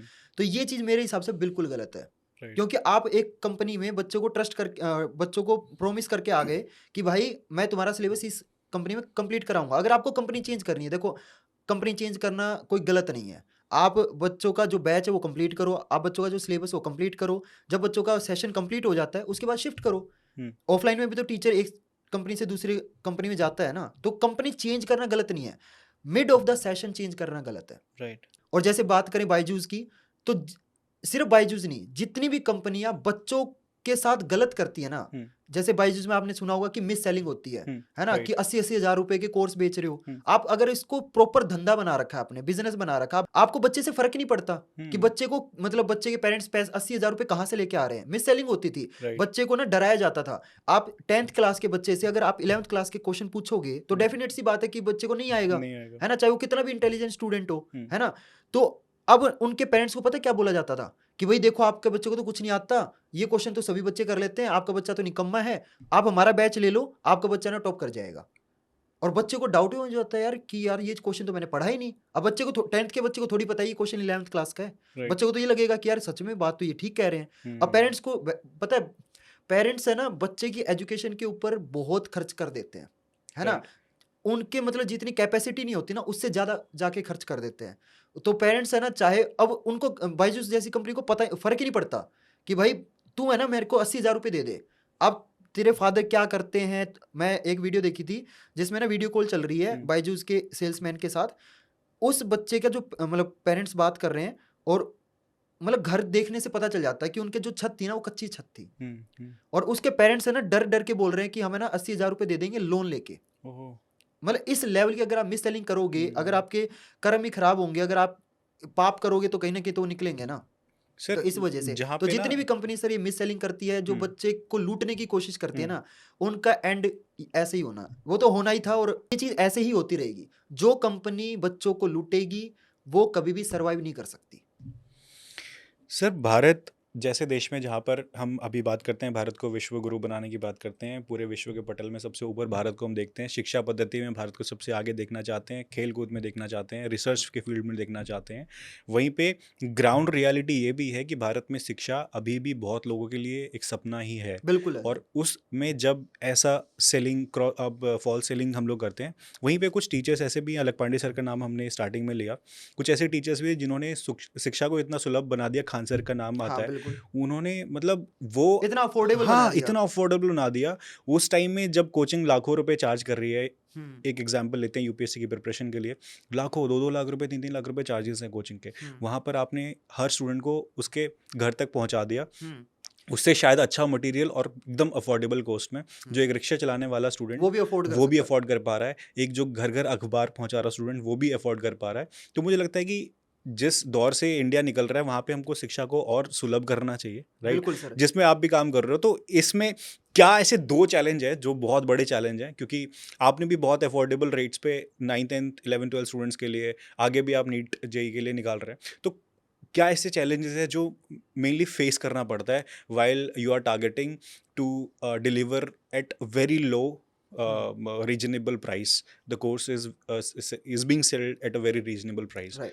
मैं ये कहता हूँ सर, ये जो ऑनलाइन एजुकेशन है ना, ये बच्चे के लिए सच बता रहा हूँ वरदान है। पहले बच्चा है ना कोटा जाता था, कोटा में हॉस्टल के प्राइसेस हैं, आने जाने के खर्चे हैं, पेरेंट्स को डर है कि यार हमारा बेटा ना, बेटा नहीं सिर्फ बेटियाँ, राइट। है ना, मतलब लड़कियां भी तो जाती है जाती शहर हैं। चेंज करने करके, फैमिली को ना थोड़ा सा मतलब टेंशन रहती है यार, मेरी बेटी या मेरा बेटा दूसरे शहर में जाके मतलब कैसे पढ़ाई करेगा, और कोटा शहर के साथ तो एक वो सुसाइड वाला जो एंगल है वो भी आता है ना, तो पेरेंट्स थोड़े से घबराए रहते हैं। लेकिन ऑनलाइन एजुकेशन की वजह से मतलब आज जो बच्चा सिर्फ अपने मोबाइल फोन से, है ना, सिर्फ एक नेट के रिचार्ज से यूट्यूब चैनल ओपन करके, जहाँ पे हम अपने चैनल पे बच्चे को कंप्लीटली फ्री में 9 to 12 सारे सब्जेक्ट पढ़ाते हैं, जहाँ पे बच्चे को मतलब ना तो कोई कोर्स खरीदने की जरूरत है, कुछ लेने की जरूरत नहीं है। सिर्फ आप है ना हमारा यूट्यूब चैनल सब्सक्राइब करो, और 9th से लेके 12th आप किसी भी क्लास में हो, आप घर पे बैठ के, कहीं आपको जाने की जरूरत नहीं है, कंप्लीटली शुल्क 0 रुपए में आप जो क्वालिटी एजुकेशन है ना, जो आपके जो प्राइम टीचर है, जो टॉप एजुकेटर होते हैं, आप उनसे पढ़ सकते हो। अभी आपको ना लाखों क्या हजारों रुपए देने की भी कोई जरूरत नहीं है। और अगर आपको कोई भी स्टडी मटेरियल वगैरह चाहिए तो वो हम अपने प्लेटफॉर्म पे कंप्लीटली फ्री में बच्चों को प्रोवाइड करते हैं। तो चाहे वो स्टडी मटेरियल हो, चाहे वो क्वालिटी एजुकेशन हो, घर पे बैठ के वो बच्चा है ना पढ़ सकता है, और वो भी टॉप टीचर से। तो मेरे हिसाब से तो जो ऑनलाइन एजुकेशन है सर, ये बच्चे के लिए वरदान से कम नहीं है। Okay sir, any book recommendation students के लिए? क्या बुक पढ़नी चाहिए एक तो पहली बार स्टूडेंट्स को, और पढ़नी चाहिए तो कौन सी ऐसी बुक्स जो डेफिनेटली पढ़नी चाहिए और फॉलो भी करनी चाहिए उनको? पहली चीज तो यार बच्चों को ना सर ये लगता है कि मतलब है ना, जो किताबें होती है ना वो सिर्फ एनसीईआरटी वाली किताबें होती हैं, क्योंकि बच्चा सिर्फ उन्हीं किताबों से घिरा हुआ है। तो मैं हर बच्चे को ये बोलता हूँ कि यार है ना, एकेडमिक के अलावा ना आप एक किताब साथ में ऐसी पढ़ो जिससे ना आपको लाइफ के बारे में चीज़ें सीखने को मिले। जिसमें ना मैं सबसे बेस्ट बुक रेकमेंड करता हूँ सेल्फ हेल्प बुक में, जो मैंने खुद पढ़ी हुई है और जिसने मेरी लाइफ में बहुत पॉजिटिव इम्पैक्ट डाला, दैट इज एटॉमिक हैबिट्स। चाहे आप मतलब 9th क्लास में हो, चाहे 12th क्लास में हो, चाहे कॉलेज में हो, ये बुक मैं हर बच्चे को रिकमेंड करता हूँ कि ये बुक आपको ना लाइफ में एक बार जरूर पढ़नी चाहिए, जिससे आपको ना समझ में आता है कि भाई हैबिट है ना हमारी लाइफ को बना भी सकती है, और हैबिट हमारी लाइफ को बिगाड़ भी सकती है, और हैबिट को कैसे बनाते हैं, बुरी आदतों को कैसे छोड़ते हैं, ये चीज़ें ना चाहे आप किसी भी फील्ड में चले जाओ, ये किताब की जो लर्निंग है वो आपको पूरी लाइफ में हेल्प करेगी। तो atomic habit is that book जो मैं हर बच्चे को रिकमेंड करता हूँ। सबसे पहली किताब आपको यही पढ़नी चाहिए। सर बहुत अच्छा लग रहा है आपसे बात करके, सच में। मैंने ना एक वो देखा था, वेब सीरीज देखी थी, कोटा फैक्ट्री, राइट? हाँ, मुझे मेरी जीतू फेवरेट सीरीज है। जीतू भैया की याद आ गई। मतलब ऐसे ही है, और मुझे लगता है कि ये भैया कल्चर ना उसके बाद से बहुत बहुत फेमस हुआ है, उसके बाद ही सारे टीचर्स। हालांकि मैंने तो उससे पहले ही स्टार्ट कर दिया था। एनीवेज, सो गौरव भैया, आपका बहुत बहुत धन्यवाद हमारे साथ आज जुड़ने के लिए। Thank you so much sir for having बहुत मी। सारे इनसाइट्स ऐसे थे जो बहुत हेल्पफुल होंगे स्टूडेंट्स के लिए। डेफिनेटली इस पॉडकास्ट से काफी बच्चों ने काफी अच्छी चीजें सीखी होंगी। If you have watched this podcast till now, thank you for watching, and do subscribe and like and share this to जिसको आपको लग रहा है कि ये बातचीत वहाँ तक पहुँचनी चाहिए स्टूडेंट्स तक, प्लीज़ उनको शेयर कीजिए। एंड आई नो आप लोगों के पास बहुत टाइम है, अभी बोर्ड के एग्जाम से भी खत्म हुए, हाँ। उसका इस्तेमाल कीजिए, कुछ क्वालिटी कंटेंट देखिए, और साथ में आने वाले तैयारियों के लिए, आने वाले नए नए एग्ज़ाम्स, नए नए पड़ाव के लिए अपनी कमर कस लीजिए। और ज़िंदगी का काम ही है चलते रहना, ऐसे ही बस चलते रहिए, और बहुत सारे नए नए आयाम, बहुत सारे नए नए पड़ाव आएंगे। और बहुत अच्छे शायर हैं मेरे, बहुत अच्छे आइडल हैं वो मेरे लाइफ में। उन्होंने कहा था कि कल और आएंगे नगमों की खिलती कलियां चुनने वाले, हमसे बेहतर कहने वाले, तुमसे बेहतर सुनने वाले। तो उसी तरीके से नए नए किस्से, नए नए पड़ाव, नई नई कहानियां, नए नए किरदार आते जाएंगे। बस आपको उन सभी से निकलना है आगे, अपना एक लक्ष्य निर्धारित करके बस आगे बढ़ते रहिए, और चलती का नाम जिंदगी। चलती का नाम जिंदगी। So thanks for watching this podcast. नमस्कार।